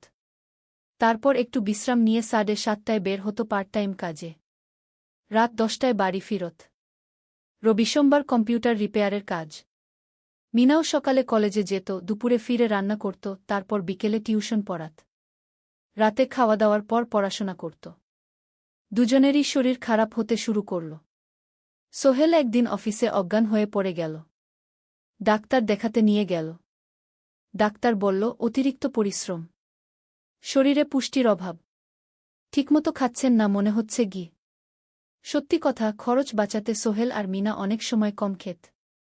মাংস মাছ কিনত সপ্তাহে একদিন, বাকি সময় শাকসবজি ডাল। মিনা সোহেলকে বলল, আর নয় সোহেল, তুমি এভাবে নিজেকে শেষ করে ফেলছ। আমার পড়াশোনা বন্ধ করে দিই, আমি ফুল টাইম চাকরি করি গিয়ে। না, সোহেল জোর দিয়ে বলল, তোমার পড়াশোনা বন্ধ হবে না। আরও মাত্র ৬ মাস বাকি, তুমি গ্রাজুয়েট হবেই গু। কিন্তু তুমি আমি ঠিক হয়ে যাব, চিন্তা করো না গে। কিন্তু পরিস্থিতি আরও খারাপ হলো যখন সোহেলের মায়ের অসুখ হল। হার্টের সমস্যা। হাসপাতালে ভর্তি করতে হল। খরচ ৫০,০০০ টাকা। সোহেলের হাতে এত টাকা কোথায়? সে করিম মামার কাছে ধার চাইল। করিম মামা ২০,০০০ টাকা দিলেন। বাকি ৩০,০০০ টাকা সোহেল একটা এনজিও থেকে ঋণ নিল। সুদের হার মাসে ২%। মায়ের চিকিৎসা হল, তিনি সুস্থ হয়ে গেলেন। কিন্তু সোহেল এখন ঋণের বোঝায় পড়ে গেল। প্রতি মাসে ৩,০০০ টাকা করে কিস্তি দিতে হবে। সেই রাতে সোহেল আর মিনা বিছানায় শুয়ে কথা বলছিল। সোহেল বলল, মিনা, আমি মনে হয় ভুল করেছি। শহরে এসে বিয়ে করে তোমাকে কষ্টে ফেলেছি গু। মিনা তার হাত ধরল। না সোহেল, তুমি ভুল করনি। জীবনে এরকম খারাপ সময় আসে, কিন্তু এটা কাটিয়ে ওঠাই হলো আসল শক্তি। আমরা একসাথে আছি, একসাথে থাকব, সব কিছু ঠিক হয়ে যাবে। মিনার কথায় সোহেল একটু সাহস পেল। হ্যাঁ, হাল ছাড়া যাবে না। ১০ম অধ্যায়, আলোর দিকে। ৩ মাস পরে পরিস্থিতি একটু ভালো হতে শুরু করল। আলী সাহেবের কোম্পানি একটা নতুন প্রজেক্ট পেল, একটা স্কুল বিল্ডিং বানানোর কাজ। কোম্পানি আবার স্থিতিশীল হতে শুরু করল। আলী সাহেব সোহেলকে ডেকে বললেন, সোহেল, আমি তোমার কঠোর পরিশ্রম দেখেছি। খারাপ সময়েও তুমি কোম্পানি ছেড়ে যাওনি। আমি কৃতজ্ঞ। আজ থেকে তোমার বেতন আবার ১৫,০০০ টাকা গু। সোহেল খুশি হয়ে গেল। ধন্যবাদ স্যার। মিনাও গ্রাজুয়েশন শেষ করল, ভালো ফলাফল করল। সে এখন চাকরি খুঁজছে। একদিন মিনা একটা প্রাইভেট স্কুলে শিক্ষিকার ইন্টারভিউ দিতে গেল। ইন্টারভিউ ভালো হল, তাকে নিযোগ দেওয়া হল। বেতন ১২,০০০ টাকা। সেদিন সন্ধ্যায় দুজনে মিলে একটা ছোট্ট পার্টি করল। একটা বিরিয়ানি কিনল, কোমল পানীয় কিনল। দুজনে মিলে খেল। আমরা পেরেছি সোহেল, মিনা বলল। হ্যাঁ, আমরা পেরেছি গু। এখন দুজনের মিলিয়ে আয় ২৭,০০০ টাকা। খরচ চালানোর পর প্রায় ১০,০০০ টাকা বাঁচে। সোহেল এই টাকা দিয়ে লোন শোধ করতে শুরু করল। পার্ট টাইম কাজগুলো ছেড়ে দিল। শরীরের যত্ন নেওয়া শুরু করল। আরও ৬ মাস পরে সোহেলের কাছে একটা বড় সুযোগ এল। আলী সাহেব একদিন তাকে ডাকলেন। সোহেল, তুমি কি নিজের ব্যবসা করতে চাও? স্যার, আমি তোমাকে একটা ছোট্ট প্রজেক্ট দিতে চাই। একটা ৩ তলা বিল্ডিংয়ের কনস্ট্রাকশন। তুমি ম্যানেজ করবে, আমি শুধু সুপারভাইজ করব। লাভের ৫০% তোমার গু। সোহেল ভাবল, এটা একটা বড় সুযোগ, কিন্তু ঝুঁকিও আছে। যদি কাজটা ভালোভাবে না হয়? স্যার, আমি চেষ্টা করব। কিন্তু যদি ভুল হয়? ভুল হবে না, আমি তোমার উপর বিশ্বাস রাখছি। তুমি পারবে গু। সোহেল রাজি হয়ে গেল। এই প্রজেক্ট তার জীবনে টার্নিং পয়েন্ট হতে পারে। ১১ অধ্যায়, স্বপ্ন পূরণের পথে। পরের ৬ মাস সোহেল খুব কঠোর পরিশ্রম করল। প্রজেক্টটা ম্যানেজ করা সহজ ছিল না। শ্রমিক নিযোগ, ম্যাটেরিয়াল কেনা, কাজের তদারকি, সময়মতো কাজ শেষ করা, সব দায়িত্ব তার। প্রথম 2 মাস খুব চাপের মধ্যে গেল। একদিন একজন শ্রমিক কাজ করতে গিয়ে আহত হল। সোহেল তাকে হাসপাতালে নিয়ে গেল, তার চিকিৎসার খরচ দিল। এতে প্রজেক্টের বাজেট একটু বাড়ল, কিন্তু সোহেল জানত এটা করা দরকার। আরেকদিন ভুল ম্যাটেরিয়াল ডেলিভারি হল। সোহেল সেগুলো ফেরত পাঠাল, সঠিক জিনিস আনাল। এতে 3 দিন দেরি হল, কিন্তু কাজের মান ঠিক রইল। মিনা তাকে সবসময় সাপোর্ট করছিল। সে এখন চাকরিতে স্থিতিশীল। স্কুলের বাচ্চারা তাকে পছন্দ করে। প্রিন্সিপাল তার কাজে খুশি। প্রজেক্ট শেষ হল 6 মাসে।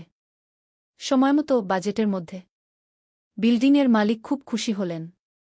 তিনি আলী সাহেবকে ধন্যবাদ দিলেন। আলী সাহেব বললেন, ধন্যবাদ আমাকে না, এই ছেলেকে দিন। সোহেল পুরো প্রজেক্ট ম্যানেজ করেছে। প্রজেক্ট থেকে মোট লাভ হল 3 লাখ টাকা। সোহেল পেল 1.5 লাখ টাকা। তার জীবনে এত টাকা এই প্রথম। সে করিম মামার ঋণ শোধ করল। এনজিওর বাকি ঋণ শোধ করল। তারপর তার মাকে 50,000 টাকা পাঠাল। মা দিয়ে গ্রামের বাড়িটা একটু মেরামত করাল, বোন ঋতুর জন্য একটা ল্যাপটপ কিনল। বাকি টাকা দিয়ে সোহেল একটা ব্যাংক অ্যাকাউন্টে জমা রাখল ভবিষ্যতের জন্য। আলী সাহেব সোহেলকে আরও 2টো প্রজেক্ট দিলেন। এবার একটু বড়। সোহেল আত্মবিশ্বাসের সাথে সেগুলোও শেষ করল। 2 বছর পরে সোহেল সিদ্ধান্ত নিল, এবার নিজের কোম্পানি খোলার সময় এসেছে। দ্বাদশ অধ্যায়, নতুন শুরু। সোহেল তার সব জমানো টাকা দিয়ে একটা ছোট্ট অফিস ভাড়া নিল। 2 রুমের অফিস। একটা রুমে কাজের জায়গা, আরেকটায় ছোট্ট মিটিং রুম। অফিসের সামনে একটা বোর্ড লাগাল, Sohel construction and development. Mina তাকে সাহায্য করছিল। সে অফিসের অ্যাকাউন্টস দেখত সন্ধ্যায় স্কুল থেকে ফিরে। দুজন মিলে একটা টিম। প্রথমে ছোট ছোট কাজ নিল। বাড়ি মেরামত, দোকান সংস্কার, ছোট বিল্ডিং কনস্ট্রাকশন। কাজের মান ভালো রাখার চেষ্টা করল। সময়মতো শেষ করল। দাম ন্যায্য রাখল। ধীরে ধীরে সোহেলের সুনাম ছড়িয়ে পড়ল। মানুষ তাকে বিশ্বাস করত। তার কাছে নতুন নতুন কাজ আসতে লাগল। প্রথম বছর খুব কষ্ট হল। কখনো লাভ হতো, কখনো লস। কিন্তু সোহেল থেমে থাকল না। সে শিখতে লাগল ব্যবসা কিভাবে চালাতে হয়। দ্বিতীয় বছরে পরিস্থিতি ভালো হল। সোহেল এখন 3 জন স্থায়ী কর্মচারী নিযোগ দিল। একজন ইঞ্জিনিয়ার, একজন সুপারভাইজার, একজন অফিস সহায়ক। তৃতীয় বছরে একটা বড় প্রজেক্ট পেল। একটা স্কুল বিল্ডিং বানানোর কাজ। 5 তলা বিল্ডিং। সোহেল পুরো মনোযোগ দিয়ে কাজটা করল। শ্রমিকদের ভালো বেতন দিল, ভালো ম্যাটেরিয়াল ব্যবহার করল, সময়মতো কাজ শেষ করল। স্কুল কর্তৃপক্ষ খুব খুশি হল। তারা সোহেলের কাজের প্রশংসা করল। এই প্রজেক্ট থেকে সোহেল প্রায় 5 লাখ টাকা লাভ করল।